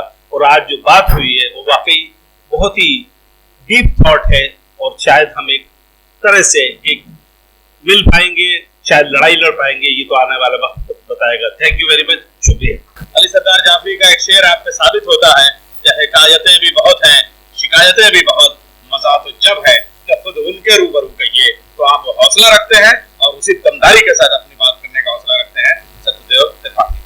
हमारे बीच पत्रकारिता का जो मिशनरी युग था, जिसमें लोग एक मिशन को लेकर पत्रकारिता करते थे और उसके लिए किसी भी तरह का जोखिम उठाने की हिम्मत रखते थे, उस युग में बिशन कपूर एक अद्वितीय और प्रखर पत्रकार हम लोगों के बीच में थे।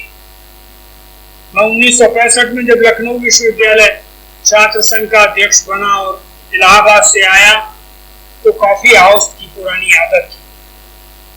बिशन कपूर साहब से वही मेरा परिचय हुआ और बहुत सारे छात्र आंदोलनों में बिशन कपूर जी का निर्देशन, उनका मशविरा, उनकी राय और उनका बताया हुआ रास्ता तमाम छात्र आंदोलनों के लिए निश्चित तौर पर कभी कभी अद्भुत साबित होता।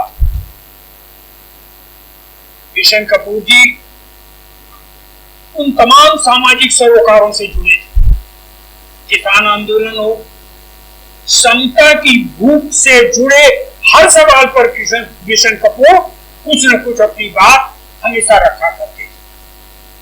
तो आज का पुण्य स्मरण तभी सार्थक होगा अगर हम उस समता की छूटी हुई लड़ाई को आगे बढ़ा सके, किसान की, गरीब की, मजदूर की और उन तमाम लोगों की जो हम आज की व्यवस्था में लगातार पिछड़ते जा रहे हैं और गैर बराबरी के शिकार होते चले जा रहे हैं।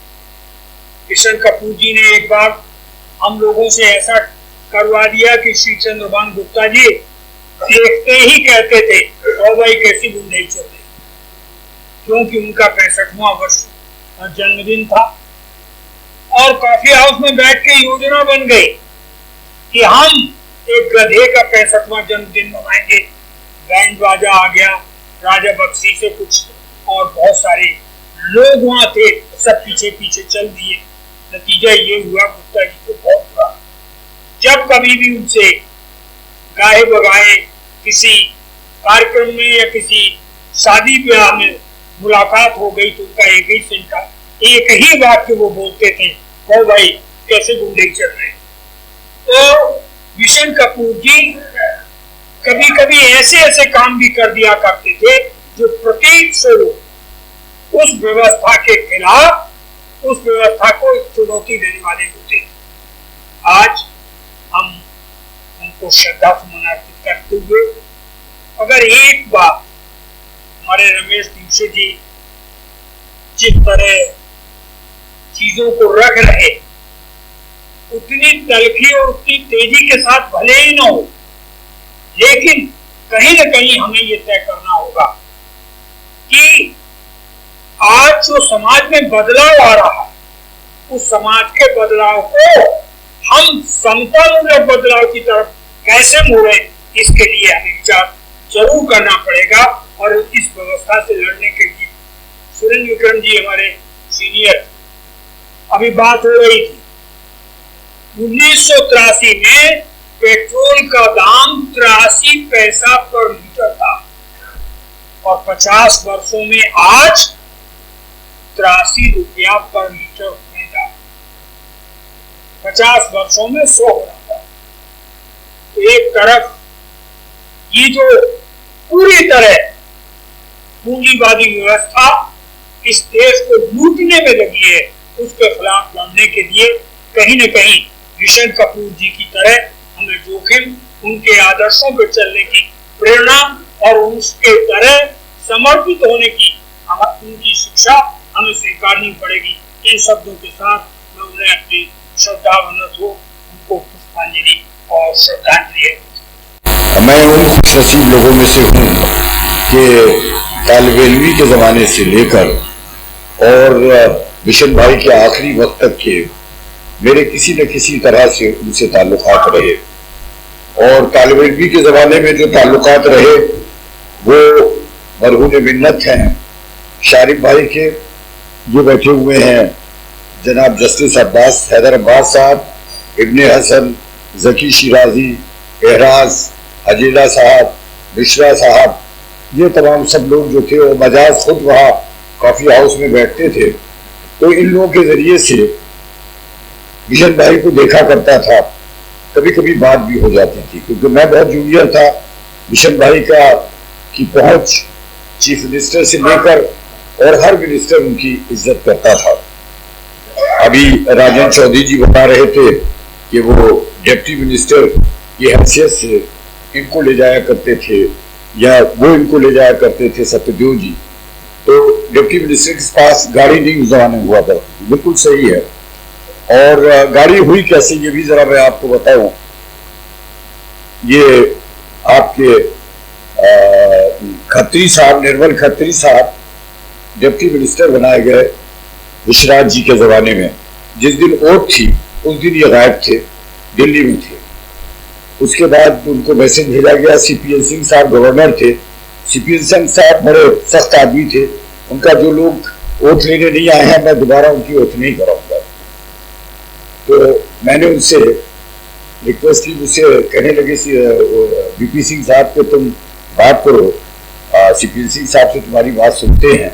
इत्तेफाक से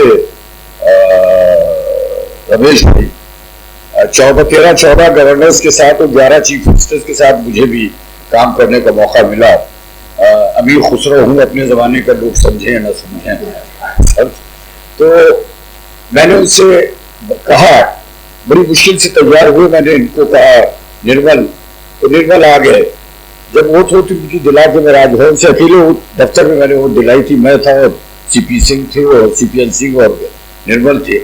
तो निर्मल कहने लगे कि अम्मार साहब मैं रिक्शे से आया हूँ और वहाँ कई सेक्रेटरी जो थे उनके लिए गाड़ियाँ आई थी। तो ये बड़ा ह्यूमिलिएटिंग होता है कि मिनिस्टर जो है वो रिक्शे से आ रहा है, उनके डिपार्टमेंट के लोग उससे आ रहे हैं, गाड़ी से उसके सेक्रेटरी आ रहे हैं। तो मेरे पास स्टेट डिपार्टमेंट भी था, उस वक्त मेरे पास 18 पोर्टफोलियो थे।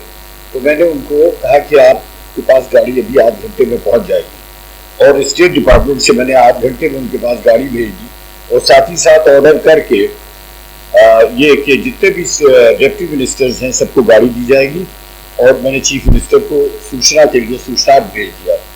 अब आजकल के मिनिस्टर और दूसरा जो है वो निज़ाम दूसरा है, क्योंकि मिनिस्टर बेचारे चीफ मिनिस्टर से नहीं मिल पाते, छोड़ दीजिए। और दूसरी बात, तो ये गाड़ी उस वक्त से दी जाने लगी। मिशन भाई का कमाल ये था कि कॉफ़ी हाउस में वो एक तरफ जहाँ छात्र नेता बैठे होते थे उनसे भी बातें करते थे, जहाँ पर बहुत सीनियर अदबी लोग जैसे एहतशाम साहब, सुरूर साहब, खलील साहब, ये लोग भी होते थे, वहाँ भी जाके उसी तरह से उनका वेलकम होता था।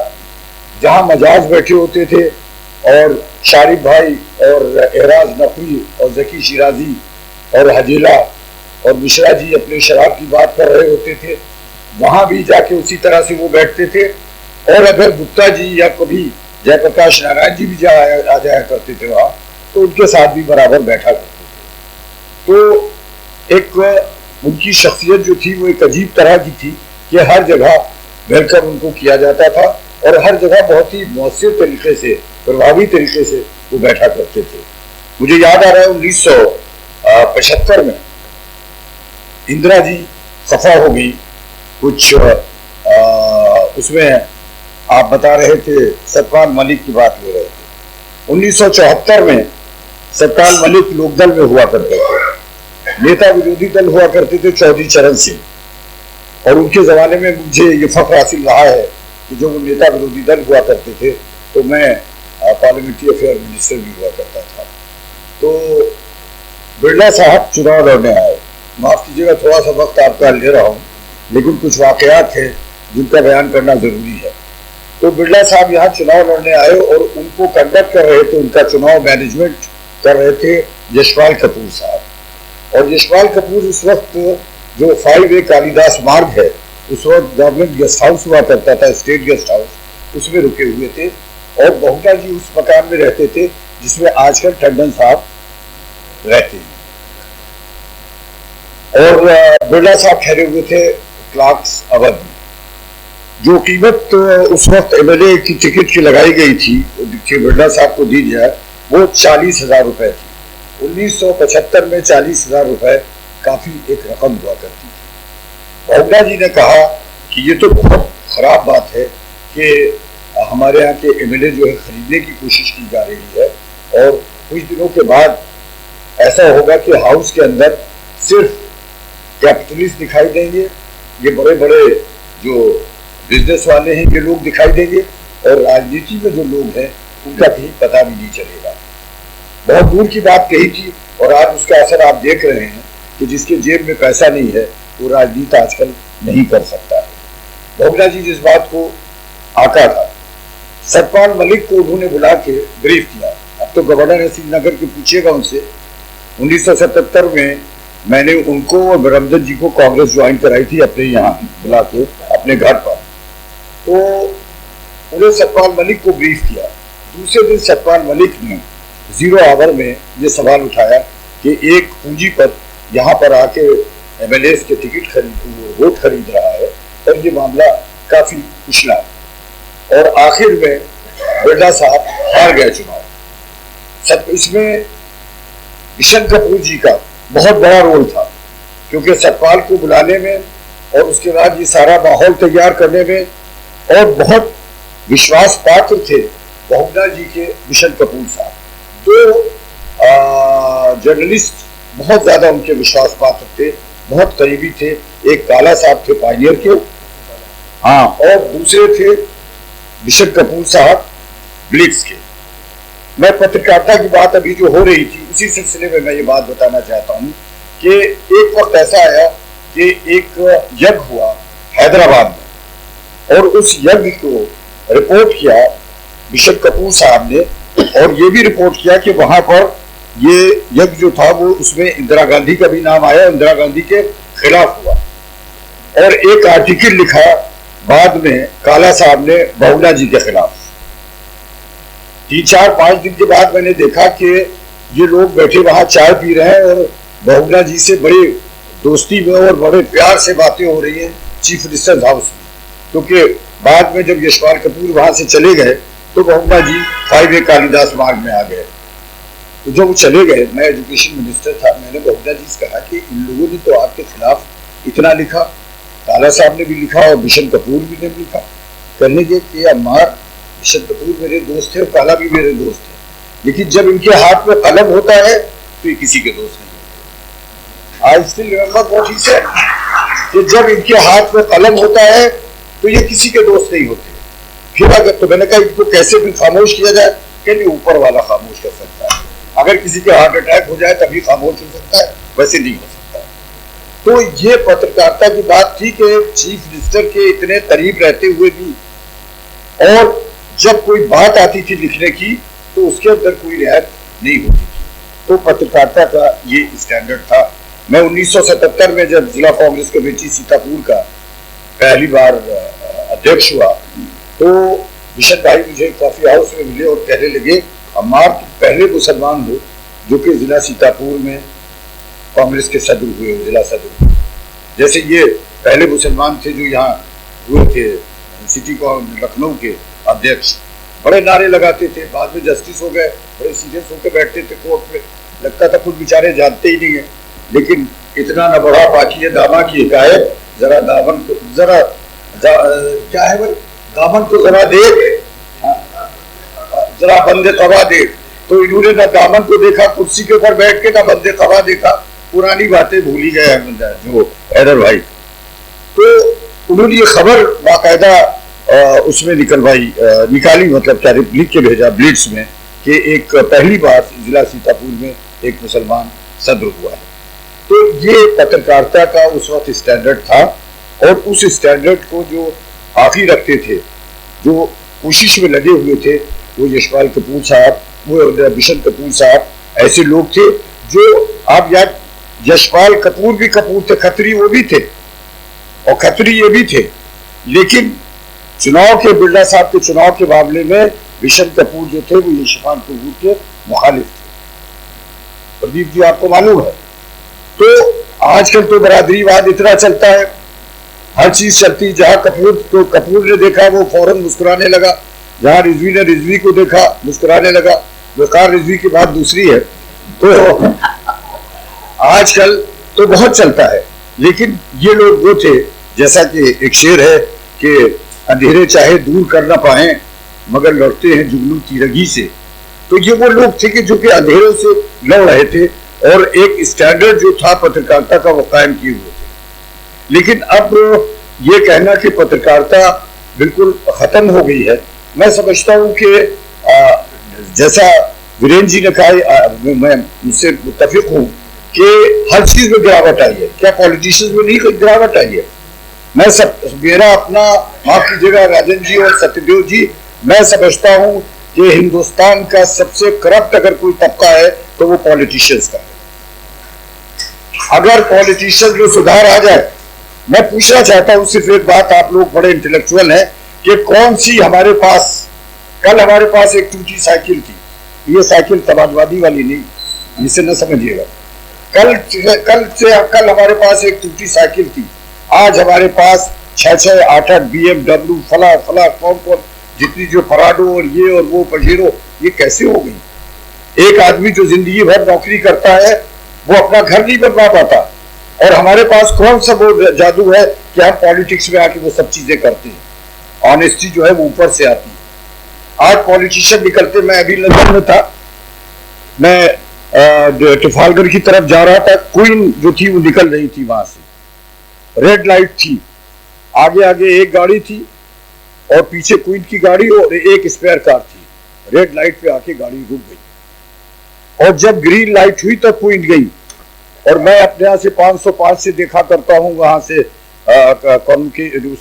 कॉरोनेशन से, कि जब चीफ मिनिस्टर की सवारी निकलने वाली होती है तो 5-10 मिनट पहले ऐसा लगता है कि जैसा कर्फ्यू लग गया है। अच्छा, और बच्चे स्कूल जा रहे हैं, पेशेंट जो हैं वो एम्बुलेंसेस खड़ी हुई हैं, और एक पुलिस वाला, वो ये जनाब आज पहले की बात नहीं है, ये आपके जमाने में भी होता था, ये BSP के जमाने में भी होता था, और ये आज के भी जमाने में हो रहा है। बहुगुणा जी जब चलते थे तो एक गाड़ी उनकी आगे होती थी और पीछे एक नहायती खराब सी एम्बेसडर, जिसमें एक झुग्गा लगाए हुए दरोगा और पीछे 2 बास्केट लिए हुए लोग बैठे होते, और बहुगुणा जी की गाड़ी पर एक सिविल शैडो लिए हुआ होता था। तो अगर पॉलिटिशियंस जो अपने में सुधार नहीं लाते, अभी मैं उस इत्तेफाक से, मैं उस जमाने में भी लंदन में था जब बुश साहब लंदन आए, और वो चाहते ये थे, जो लोग लंदन में है, कि वो आना चाहते थे जहां पर बिग बेन टावर है, एम्बैंकमेंट है, एम्बैंकमेंट से वो बकिंगम पैलेस जाना चाहते थे, जो कि मुश्किल से 1.5 किलोमीटर का रास्ता होगा। वो चाहते थे 2 मिनट के लिए ये ट्रैफिक यहाँ पर रोक दिया जाए, एडमिनिस्ट्रेशन चाहता था, और बुश यहाँ से निकल जाए।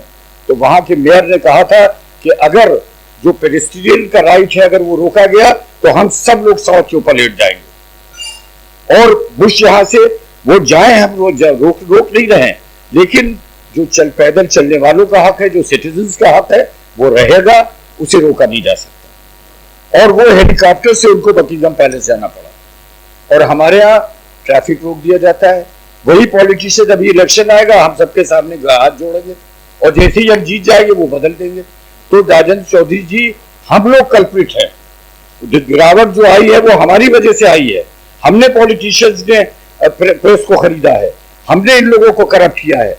जब तक के हम लोगों में सुधार नहीं आएगा, तब तक ये ना प्रेस से ही हो सकता है और ना कोई ऑफिसर से ही हो सकता है। अफसरों को हम खरीद लेते हैं, जहां हम हुए हमने अपनी जात के लोगों को रखना शुरू कर दिया, उसके बाद अफसरों को खरीदना शुरू कर दिया। आज कमिटेड ब्यूरोक्रेसी हो गई है। आप फैसला कर दीजिए कि कमिटेड ब्यूरोक्रेसी रहेगी, अगर रहेगी तो रहेगी, लेकिन कमिटेड ब्यूरोक्रेसी हमारे कॉन्स्टिट्यूशन में कोई कॉन्सेप्ट नहीं है, लेकिन कमिटेड ब्यूरोक्रेसी हो गई है। तो हम सबको तो बुरा भला कहते हैं, जरा हम अपने भी गरिबान में मुंह डालें। पॉलिटिशियंस हम बड़े बड़े सबक देते हैं, वो फारसी में है कि वायजा की बर मेहरा वो मेंबर जलवा भी गिरन चू बखिरवत भी रवंदन कौरे दीगर भी कुनन। ये बड़े बड़े जो दाढ़ी वाले लोग, वायज लोग जो है, ये मेंबर और मस्जिद पे बैठ के जो तकरीरें कर रहे हैं, जब अकेले में जाते हैं तो ये दूसरे काम करते हैं। वही हाल हमारा हो गया। तो अगर हमें दुरुस्त करना है समाज को, तो हमें न प्रेस को बुरा भला कहना है, न कुछ कहना है। जगदीश दीक्षित जी ने कुछ चीजों की तरफ इशारा किया और मैं पार्टली इनसे अग्री करता हूं, पार्टली इनसे अग्री नहीं करता हूं। इन्होंने एकदम से ये मतलब ये कि बस ये है कि जिस खेत से देखा को मैसर न हो रोजी, उस खेत के हर खोशे गंदुम को जला दो। हम उस राजनीति से अग्री नहीं करते कि हर खोशे गंदुम को जला दीजिएगा तो खेत में बचेगा क्या। दामन गंदा है अगर, तो दामन को धो डालिए। आप तो दामन को फाड़ी के फेंक रहे हैं। जरा समझाइए इनको वंदना जी, ये जरा इतना ज्यादा एक्सट्रीमिज्म हो ना जाए। अब ये जानते हैं इन्होंने छुपा छुपा के तीर कुछ मारे इनके, कुछ तीर हमारे मारे। मैं तो बर्दाश्त कर गया, बेकार बर्दाश्त कर ना पाए चाहे जो कुछ हो। और जनाब नैयर साहब के भी बहुत लगे तीर, नैयर साहब का भी कई इन्होंने तीर चलाए और हर तीर जो था वो अगली बार था, जो लगा उसने आग में आग लगा दी उसने। तो नहीं नैयर बचे नहीं है। अरे कई चीजें आप सुना नहीं, चाहे कितनी किताबें छप जाए, किस तरफ इशारा था, चाहे कितने ये राजभवन क्या है, किस तरफ इशारा था, मतलब ये तो आज उस दामन को धो डालना चाहिए।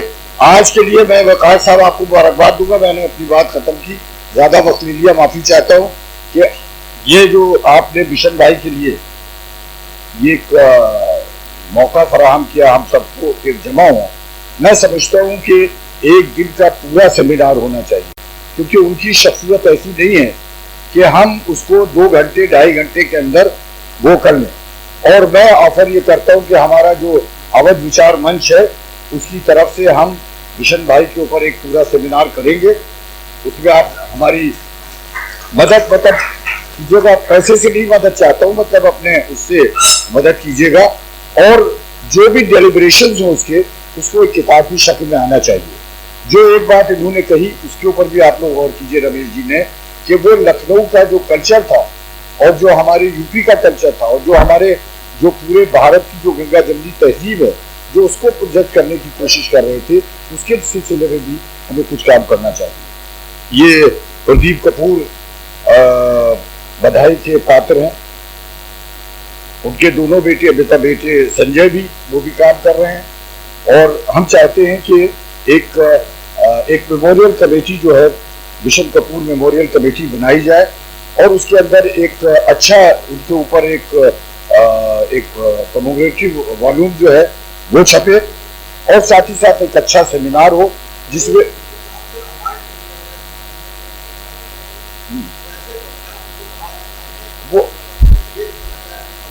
वो अवार्ड के लिए तो डीलिट आपको दी जा रही है कि आप तय करें, समझा कि अवार्ड कैसे और कब दिया जाएगा।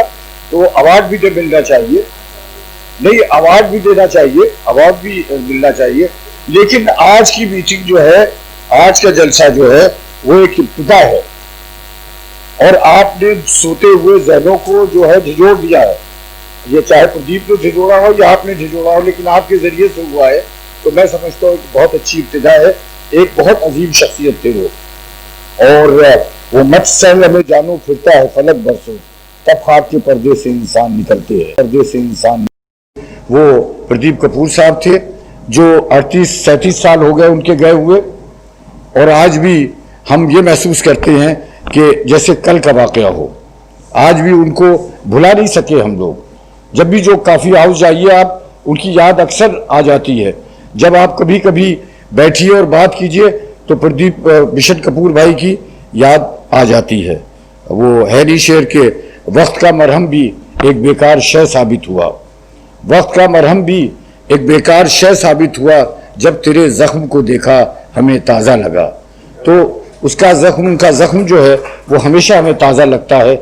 उनकी बातें हमें याद आती रहेंगी, उनकी जो जुर्रत थी जिसके लिए कि है कि आईने जवा मर्दा हक गोई यो बेबाकी, अल्लाह के शेरों को आती नहीं रोबाही। जो एक उनका कैरेक्टर जो था वो हमेशा हमें याद आता रहेगा और याद दिलाता रहेगा कि हमें किस तरह से अपने जीवन को बनाना है। आखिर में फिर राजन जी एक ही बात कहूँगा, अगर पॉलिटिशियंस के बारे में कुछ लोगों को तकलीफ़ हुई तो उसको माफ़ी चाहता हूँ, क्योंकि इस हम्माम में हम सब जो हैं वो नेचुरल ड्रेस में है, आप भी उसी में हैं और मैं भी उसी में हूँ। कि साहब हर दौर के सफ़ाक अंधेरों से लड़े हैं। प्रदीप कपूर जी हर दौर के सफ़ाक अंधेरों से लड़े हैं, जुगनू भी मेरे शहर के सूरज से बड़े हैं। जनाब सदर से पहले मैं गुजारिश करूंगा कि प्रदीप कपूर जी जो उनके वारिस हैं बिशन साहब के, वो अपने ख्यालात का इजहार करें। बहुत बहुत शुक्रिया नैयर भाई। पहले तो मैं शुक्रिया अदा करूंगा वक़ार रिजवी साहब का, अपने मित्र का, कि जिन्होंने आज मौका दिया कि भाई मैं अपने वालिद की 37th एनिवर्सरी को यहाँ आप सबके बीच में जो है उनको याद किया जाए। तो उसके लिए वक़ार रिजवी साहब ने इनिशिएटिव लिया। उन्होंने कहा कि साहब हम मनाएंगे, हम ऑर्गेनाइज़ करेंगे, और उन्होंने यहाँ पर आप सबको जो है दावत दी और सब लोग यहाँ पर आए। इस सभा के अध्यक्ष जी जस्टिस हैदराबाद रजा, जो मेरे वालिद के बहुत पुराने दोस्त, और आज मुझे कितनी मुश्किलात से उनको मैं पकड़ पाया हूँ। ना उनका फ़ोन मिल रहा था, ना उनका मोबाइल मिल रहा था। फिर मैंने उनकी बेटी को मैसेज दिया, फिर उसने दिल्ली से मुझे बताया कि अब काम करने लगा है। मेरे लिए बड़ा मुश्किल है। मेरे वालिद मेरे तो थे ही, लेकिन एक दोस्त की हैसियत से ज़्यादा थे और कोई पर्दा नहीं था। बहुत से लोगों में ये होता है कि लोग अपने पिता से बहुत दूर रहते हैं, क्या होता है, लेकिन उन्होंने हमेशा अपने साथ रखा। तो मुझे उनके साये में रह के बहुत कुछ सीखने का, जानने का, बहुत से लोगों से मिलने का, और डायस पे जितने बैठे हैं वो सब उन्हीं के सौजन्य से मिले हैं। ये एक मौका मिला है। तो मैं ये कहूं कि जैसे कि सहाफत उन्होंने कैसी की, अभी कुछ दिन पहले मैं लालजी टंडन जी के साथ बाराबंकी गया था उनकी किताब अनकहा लखनऊ में बोलने के लिए।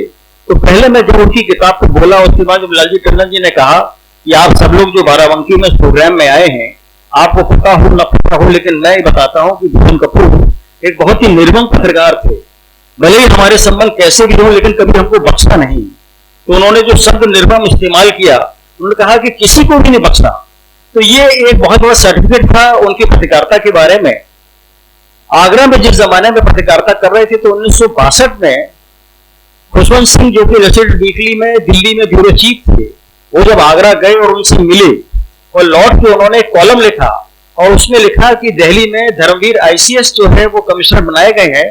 तो जो हेडलाइन अपने कॉलम में लिखी, Delhi needs its own Bishan Kapoor.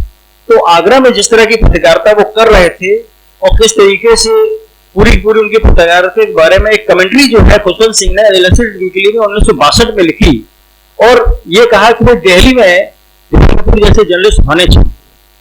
तो उनकी पत्रकारिता के बारे में हम लोग, जैसा कि कहा गया कि बचपन से हम लोगों की आदत थी कि ये मुख्यमंत्री आवास से फोन आया कि भाई अगर कपूर साहब घर पे हो तो मुख्यमंत्री आना चाहते हैं। मैंने तमाम मुख्यमंत्रियों को अचानक ऐसे ही फोन करते हुए आते देखा। तो इस तरह की पत्रकारिता की। रही बात उनकी जो अदब के लिए जो उनका लगाव था, आगरा में उन्होंने नजीर अफराबादी की मज़ार पे एक बाकायदा प्रोग्राम ऑर्गेनाइज किया जो बिशन के मेले पे अभी भी चलता है। हालत ये हो गई थी कि उनको ब्लड कैंसर हो गया था और उनको मना किया था कि आपको कहीं भी नहीं जाना है। उनके ब्लड काउंट बहुत कम हो गए थे, लेकिन उन्होंने डॉक्टर एनसी मिश्रा से ये कहा कि देखो जान जाती हो तो जाए, लेकिन इस बार बसंत के मेले में, नजीर के मेले में जो मैंने शुरुआत करी है, जाना जरूरी है। तो डॉक्टर एनसी मिश्रा ने कहा अपनी रिस्क पे जाइएगा, लेकिन वो गए और वो आखिरी विजिट थी उनकी। इसी तरह से आगरा में जब थे तो गालिब की बाजार पे भी बराबर उन्होंने एक प्रोग्राम करते थे। हमारे घर में जो नशिश होती थी, आगरा में भी होती थी, लखनऊ में भी सिलसिला चलता रहा। आगरा में जो होता था तो वहां पर उसका एक किस्सा ये है कि उसमें बहुत से लोग आते थे, रागे राघव से लेकर बहुत से लोग आते थे। तो उसमें जो शंकर शैलेंद्र जो बाद में बॉम्बे फिल्म इंडस्ट्री में जाके गीत लिखने लगे, जिन्होंने राज कपूर की फिल्मों के गाने लिखे, वो उस जमाने में ट्रेडिशनल लीडर थे और रेलवे एम्प्लॉइज को ऑर्गेनाइज करते थे। वो भी उस महफिल में आते थे। तो वो जो बॉम्बे में गए और बॉम्बे में जब फिल्मों में गीत लिखने शुरू किए तो उन्होंने कमलेश्वर से पूरा का पूरा आगरा के घर में जिस तरह से महफिल लगती थी, कैसे लोग आते थे, उसका मंजर जो उन्होंने कमलेश्वर को बताया तो कमलेश्वर के दिमाग में एक भूषण कपूर पत्रकार एक कैरेक्टर बस गया। उन्होंने उसके बाद जो कहानी लिखी तो कहानी में भूषण कपूर पत्रकार और आगरा में जो घर में होता था पूरा मंजर उन्होंने लिखा और उसके बाद कई कहानियों में वो भूषण कपूर लिखते रहे। लेकिन उनसे मुलाकात 1974 में हुई तो उन्होंने एक कहानी का संग्रह दिया और उसका भी जो कहानी का नाम तो संग्रह का नाम था बयान। तो उसमें भी जो कैरेक्टर था उसका नाम भी भूषण कपूर था जो कि फोटोग्राफर था। तो इस तरह से एक कैरेक्टर बन गए कमलेश्वर के दिमाग में, बगैर मिले बगैर जाने उन्होंने अपनी कहानियों में उसका वो इस्तेमाल करते रहे। रही बात उनकी जो उर्दू की खिदमत थी तो खैर वो शुरू से ही वो इस तरह से करते रहते थे। यहाँ डॉक्टर अम्मार रिजवी साहब मौजूद हैं। 1981 की समर की बात है कि कैफी आजमी साहब अमेरिका और क्या कहते हैं कनाडा घूम के लौट के जब आए तो वो घर पर बैठे हुए थे और कैफी साहब ने कहा कि जब मैं अमेरिका गया और कनाडा गया तो मेरा बड़ा सम्मान हुआ, तो ये मेरा नहीं था, ये उर्दू का था, तो क्यों ना मिलकर हम लोग लखनऊ में एक इंटरनेशनल कॉन्फ्रेंस करें कि जिसमें तमाम लोग आए। तुरंत अम्मार साहब को फोन किया। अम्मार साहब वीपी सिंह की सरकार में नंबर 2 की पोजीशन पे थे। एक आधे घंटे के अंदर जितना भी मिनिमम समय हो सकता है उसमें अम्मार साहब घर आ गए और तीनों ने मिल के लखनऊ शहर में होने वाली पहली इंटरनेशनल उर्दू कॉन्फ्रेंस की नींव रखी और उसके बाद फिर उसमें विश्वेश्वर प्रदीप और रामलाल जी और तमाम लोग शामिल हुए और उसके बाद जो है वो पहली कॉन्फ्रेंस जिसमें वीपी सिंह भी शरीक हुए वो रंगरालय में हुई। तो इस तरह के कार्यक्रम जो है वो करते रहते थे। और आज के दौर में भी अदबी नशिस्त बहुत जरूरी है। हमारे घर में अदबी नशिस्त का सिलसिला 1965 में शुरू हुआ जब हसन कमाल साहब यहाँ बॉम्बे जा रहे थे तो उनको एक फेयरवेल या सी ऑफ करने के लिए एक नशिस्त बुलाई गई। तो उसमें लखनऊ शहर के तमाम उस दौर के सारे शायर सब लोग मौजूद थे और वो लोग आए और उसके बाद ये सिलसिला चलता रहा। जानिसार अख्तर साहब की लखनऊ शहर में आखिरी शाम मतलब वो भी हमारे घर पे ही सेलिब्रेट हुई। हुआ ये कि उस शहर मतलब आथर नबी साहब ने एक प्रोग्राम ऑर्गेनाइज किया था जिसमें कि Urdu award Hindi Urdu award committee की तरफ से जानिसार अख्तर साहब को सम्मान दिया गया था। सम्मान के बाद यह था कि खाना खाने के लिए क्वालिटी जाना है। उससे पहले कैफी आजमी ने कहा कि भैया देखो हम लोग सब लोग के जमाने से किशन कपूर कहीं बैठते हैं वहीं बैठेंगे। तो उस अली सरदार साहब भी आ गए, रायन सिंह बेदी भी आ गए, सब लोग आ गए और जानिसार अख्तर साहब भी थे और वो इस तरह से एक जानिसार अख्तर साहब के साथ एक आखिरी शाम मनाई गई। 31 मार्च 1977 वो एक ऐसा दिन था कि जो आखिरी दिन था कि जो शराब पी जा सकती थी क्योंकि 1 अप्रैल 1977 से जनता पार्टी ने जो है वो प्रोहिबिशन लगा दिया था। तो उसको सेलिब्रेट करने के लिए भी कैफी आजमी और तमाम लोग जो उस दिन शहर में मौजूद थे सब लोग घर पे आए और कैफी साहब बार बार मुझसे ये कहते रहे कि भाई प्रदीप पिला दो आज जितना हो सकता है क्योंकि कल से तो पानी पी के शहरी होगी नहीं, पानी पी के कहीं कोई शहरी होती है।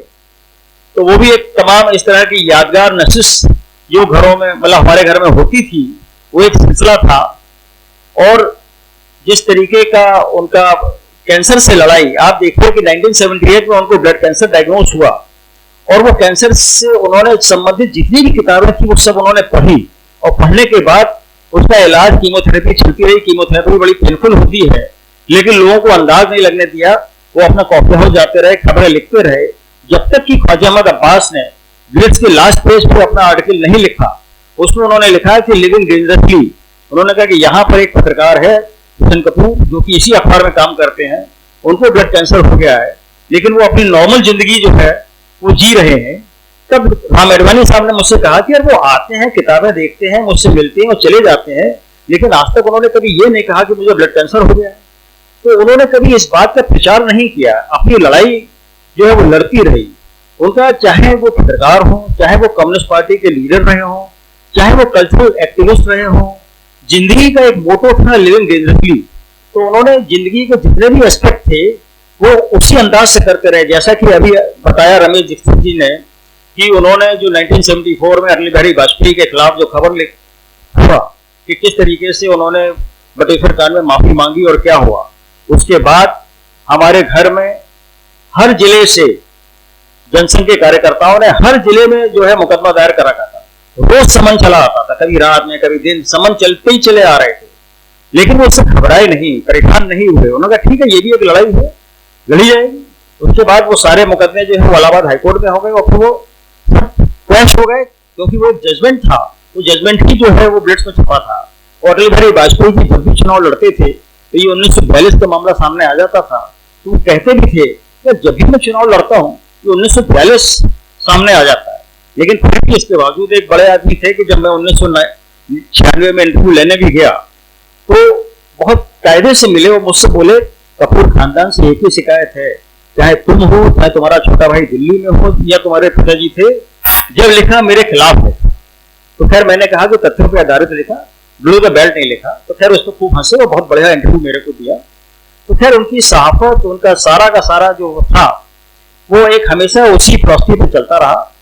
और बस इन्हीं शब्दों के साथ मैं शुक्रिया अदा करता हूँ। मैं इज़्ज़त-माब जनाब हैदर अब्बास रज़ा साहब, जाहिर सी बात है पूरा इनके सामने वो ज़माना है, वो अहद है।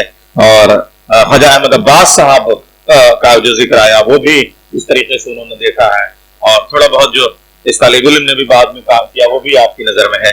तो मैं उनसे गुजारिश कर रहा हूँ कि तशरीफ नहीं आए। इज़्ज़त-माब जनाब, अहले अदब आओ, ये जागीर संभालो, मैं ममलकते लौहो कलम बांट रहा हूँ। जिन लोगों ने rise and fall of third wave पढ़ी या हिब्बिल की अपनी बायोग्राफी के इंसाफ फिर उनकी नजर दी है,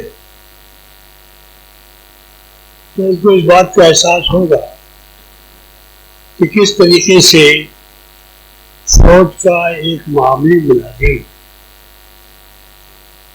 नौकरी से निकाल कर और उसके बाद उस मुंतशिर सियासी जमातों को जो जर्मनी में आपस में लड़ रहे थे, और जिनकी सबसे बड़ी पार्टी कम्युनिस्ट पार्टी थी, क्योंकि कार्ल मार्क्स ने वही के ऊपर दास कैपिटल लिखी थी, और लेनिन ने अपनी पूरी जिंदगी जर्मनी में गुजारी थी, और वहीं से वो रूस की फौजदारी इंकलाब की तैयारियां कर रहे थे। उस शख्स ने ऐसे वक्त में सिर्फ एक नारा लगाया कि करप्शन बहुत ज्यादा है, और एक कौम जो है इसमें बड़े बड़े नामवर आदमी पैदा किए, जिसमें मैंने कार्ल मार्क्स का तस्करा किया, और सारे जर्मनी के जो इंटेलेक्चुअल्स पढ़े लिखे लोग थे उसी कौम से वाबस्ता थे, तो उसने उनके खिलाफ एक नस्ल कशी का हुक्म नाफिज किया, और उन्होंने कहा कि ये लोग जो हैं उन्होंने जर्मनी को पस्ती की तरफ कर दिया है, और एक मुस्तहकम अच्छी हुकूमत, मुस्तहकम हुकूमत नहीं है। और फिर उसने एक बार मुकर्रिर उठाई, आजकल हमारे मुल्क में भी बहुत बड़े मुकर्रिर हैं, और इसने अपनी तकरीर को जादू से एक पूरी कौम की मस्ती का गैस चंबर फरमाए, और उसके अंदर उनको जिंदा भेज दिया जाता था, तो खत कर दिए जाते थे, अखबारात पर पाबंदी लगा दी गई, जिस जमहूरियत की बुनियाद पर वो 1935 में उसने इक़्तिदार को कब्जा किया।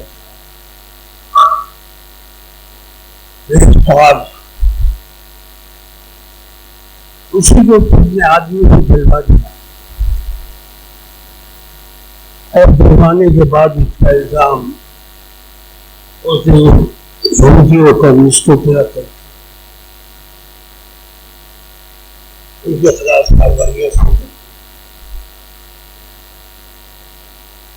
आज सब एक मकसद नजरिया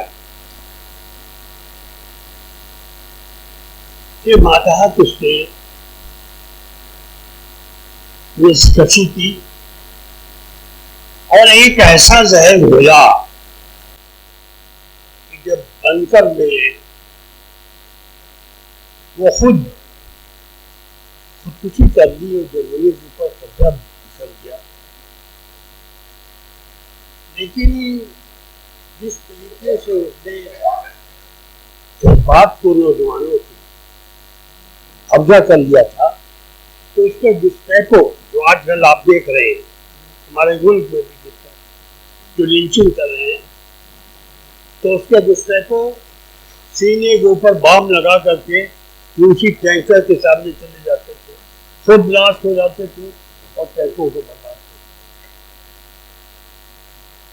आज की जो मुमासलत है अगर उसका मुकाबला किया जाए तो कुछ ऐसे ही फ्रेंड्स हैं और ये कोई बात छिपी छिपाई नहीं है। पंचे साहब थाट पढ़ लीजिए,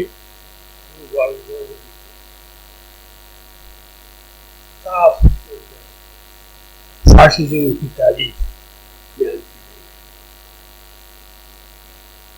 एक लिबास होना चाहिए, एक खुराक होना चाहिए, खुराक में ये खाना चाहिए ये नहीं खाना चाहिए, और एक खास नजरिए को आप मानिए और उसकी मुखालफत करेंगे आप, उसका असर क्या होगा? उसका असर डबोलकर होगा, फलसाली होगा, MM करोड़ भी होगा, गोल्ड नोटिस होगी। और एक कोई खात्मा नहीं है। भाई आपने देखा होगा किस तरीके से लोग गिरफ्तार किए गए हैं। क्यों गिरफ्तार किए गए हैं? कि अगर आप हमारे साथ नहीं है, हमारी कौम परस्ती को नहीं मानते हैं, तो आप लोग के दुश्मन है, गद्दार है, और आपके ऊपर जलावतनी का मुकदमा कर दिया जाएगा, आपको दुश्मन कर दिया जाएगा, आपको गद्दार डिक्लेयर कर दिया जाएगा। और ऐसे अहद के अंदर मिडल होकर के अपनी बात करने वाले लोगों की तादाद इस मुल्क के अंदर बढ़ रही है, और उसकी वजह यह है कि हिंदुस्तान जर्मनी नहीं बनेगा, क्योंकि जर्मनी एक ही नस्ल एक ही जबान से बोलने वाले हैं, और यहाँ पर तो 30 बड़े मज़हब हैं, 3000 जातियां हैं, 30,000 के साथ करीब जातियां हैं, न जाने कितनी जबानें हैं। बल्कि आप ये और करें कि हिंदी जबान जिसे हम आप बोलते हैं उसकी 50 भाषाएं हैं।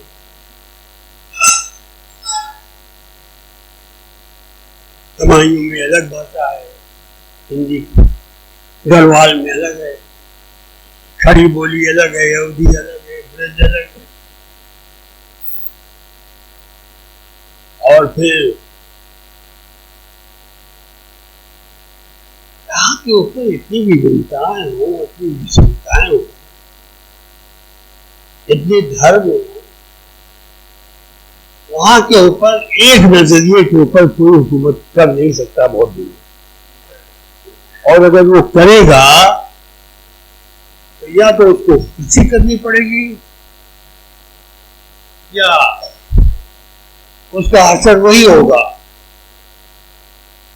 जो कि तारीख में आमतौर पर फिलीपींस में आपने देखा कि किस तरह से छोटे छोटे बच्चे, औरतें, मर्द बैंकों के ऊपर खड़े हो और उन्होंने उस हुकूमत का खात्मा। तो कहने का मतलब ये है कि ये सब इसलिए हुआ कि जो बुरा लोग कौम के अंदर हमेशा मौजूद रहते हैं। मुझे अच्छी तरह याद है वो दिन जब नेशनल 25 साल जाने के बाद 25वीं साल पंडित जवाहरलाल नेहरू उसको इनॉग्रेट करने के लिए आ रहे थे और एक बहुत बड़े जलसे का एहतमाम किया गया। लेकिन सेनापति राव जी डिफेक्ट उनका हो था, हर जर्नलिस्ट तुम अपने डेस्क पर बैठे रहो, हर जर्नलिस्ट अपने डेस्क के ऊपर बैठा रहा।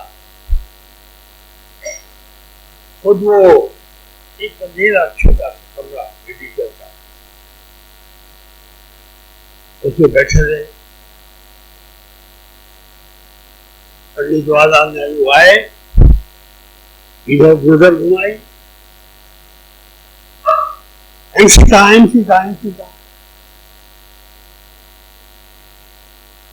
अब वो तो अपने चैम्बर में, अच्छा रुको अभी बात जलसा फौरन एक शहर की बिल्डिंग में दाखिल हो गए। एमसी के कमरे में पहुंचे, उठ कर खड़े हुए उन्होंने रिसीव किया। एमसी मुझे वो ड्रेस दिखाओ जिसमें मैंने 16 साल की स्टोरी दी। तो ये शहर दिखाया, उस ड्रेस के ऊपर ले गए, सेनापति ने उनका अखबार दिखाया, इसमें पंडित जवाहरलाल नेहरू ने तमाम जर्नलिस्टों से मिले। और जब पंडित गोविंद वल्लभ जी तस्वीर ने कहा कि आपका अखबार कांग्रेस का अखबार है, वो हमारी मुखालफत करता है, पंडित जी ने डांट किया तो अखबार इसीलिए किया गया है कि वो युक्ताचुनियां करे और सही रास्ता दिखाए। आप कभी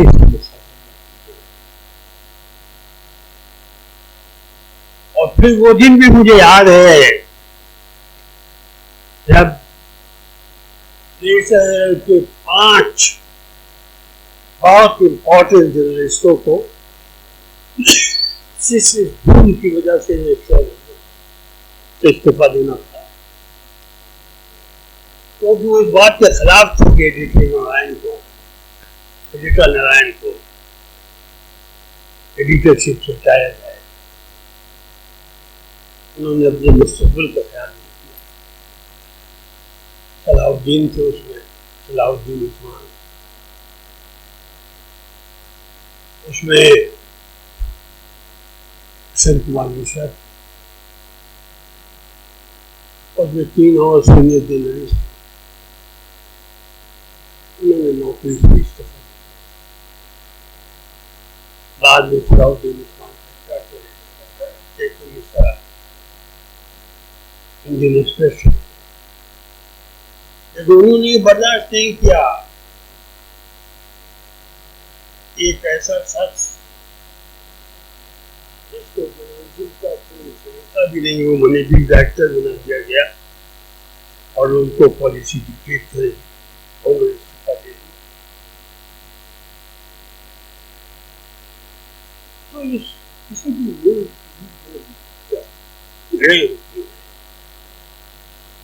तो उसको मजबूत बनाने में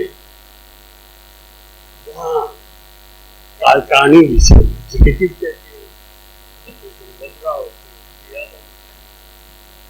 फिर लेजिस्लेचर होता है, फिर जुडिशरी होती है और फिर पैसा। लेकिन ये आखिरी 2 दुआएं बड़े अहम हैं। क्योंकि अगर ये आजाद नहीं रहे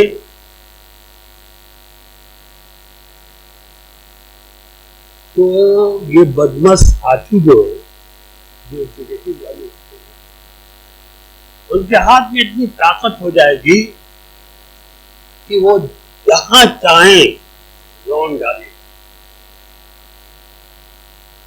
और जुडिशरी अगर न हो तो फिर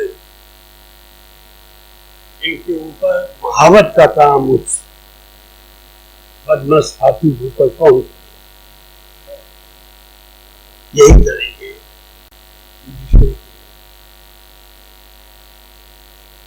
पूरे लोगों में थे जो जिन्होंने महावत का भी काम किया, कई हैसियत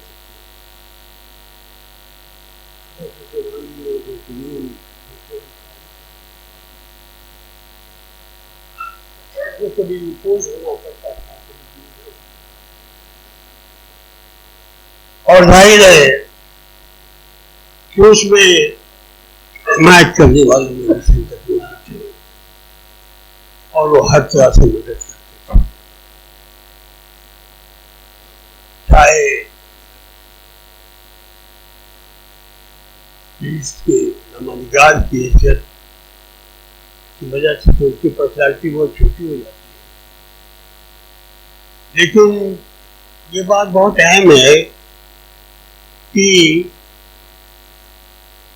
बेबाक और निडर हो करके उन्होंने अपने कलम का इस्तेमाल किया। और जैसा यहाँ ठीक कहा गया है, जो कलम के सिपाही होते हैं वो कलम के सिपाही किसी की सुनते नहीं, चाहे वो जज हो या जर्नलिस्ट। ये ठीक है, हमने भी तस्करा किया कि ये वे जज बने तो किसी को पैसा जर्नलिस्ट जो होता है उसको पहचानते हो, वो सबको पहचानता है। और भीषण कपूर तो इन्वेस्टिगेटिव जर्नलिस्ट थे, अखबार के नमानिगार तो होते नहीं है जो कहीं से खबरें इधर उधर सुनी और उसके ऊपर खबर बना दी या टेलीप्रिंटर से खबर आई तो उसके ऊपर हेडिंग लगा के वो इन्वेस्टिगेटिव जर्नलिस्ट थे, खोज करते थे और सोर्सेज के लिए चपरासी से लेकर मिनिस्टर तक हर आदमी से तल्लुकात रखना पड़ता है। और उस काम को उन्होंने बखूबी अंजाम दिया। लेकिन कोई ऐसी मिसाल नहीं बताई जा सकती कि जब उन्होंने कभी भी किसी भी हाल में किसी के बारे में किया हो जिससे उनके तल्लुकात नहीं, तस्करा किया है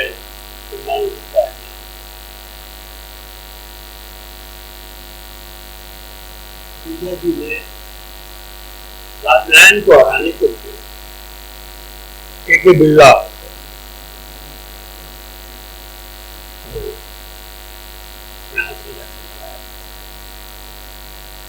और वो क्या भूल गए जमाने में घोषणा जो और उसका बाहर और वहां से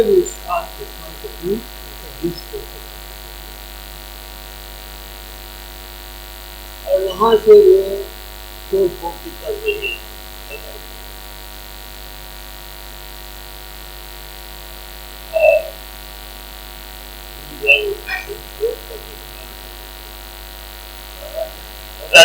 उसके बाद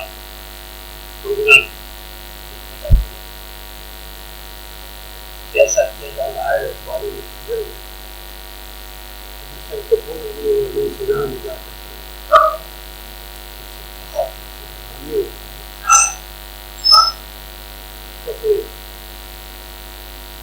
जो लिख सकते हैं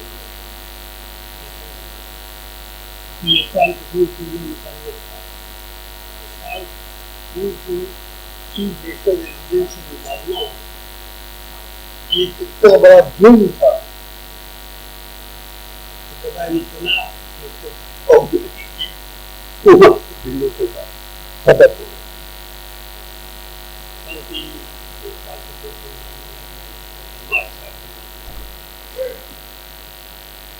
मतलब ये है कि कभी कभी इंसान को कलम से और कभी सर को तलवार याद रखा चाहिए। गांधी कहते हैं कि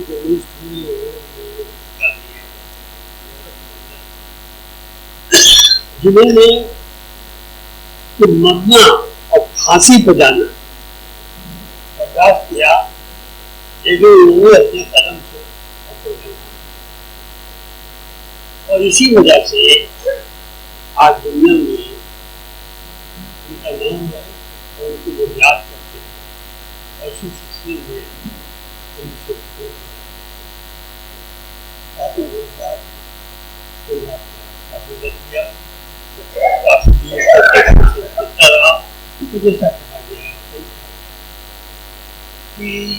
जिस तरीके से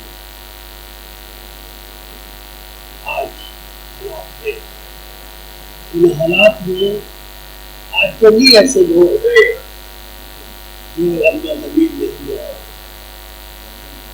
जिनके जमीन खरीद दिए गए हैं और बहुत सस्ते में खरीद दिए गए हैं वहाँ नबीद उनको इस बात को सोचना चाहिए कि आज नबीद की वजह से काफी लोगों के आनाकाम हो रहे हैं तो उस मुल्क में तसद्दुक़ के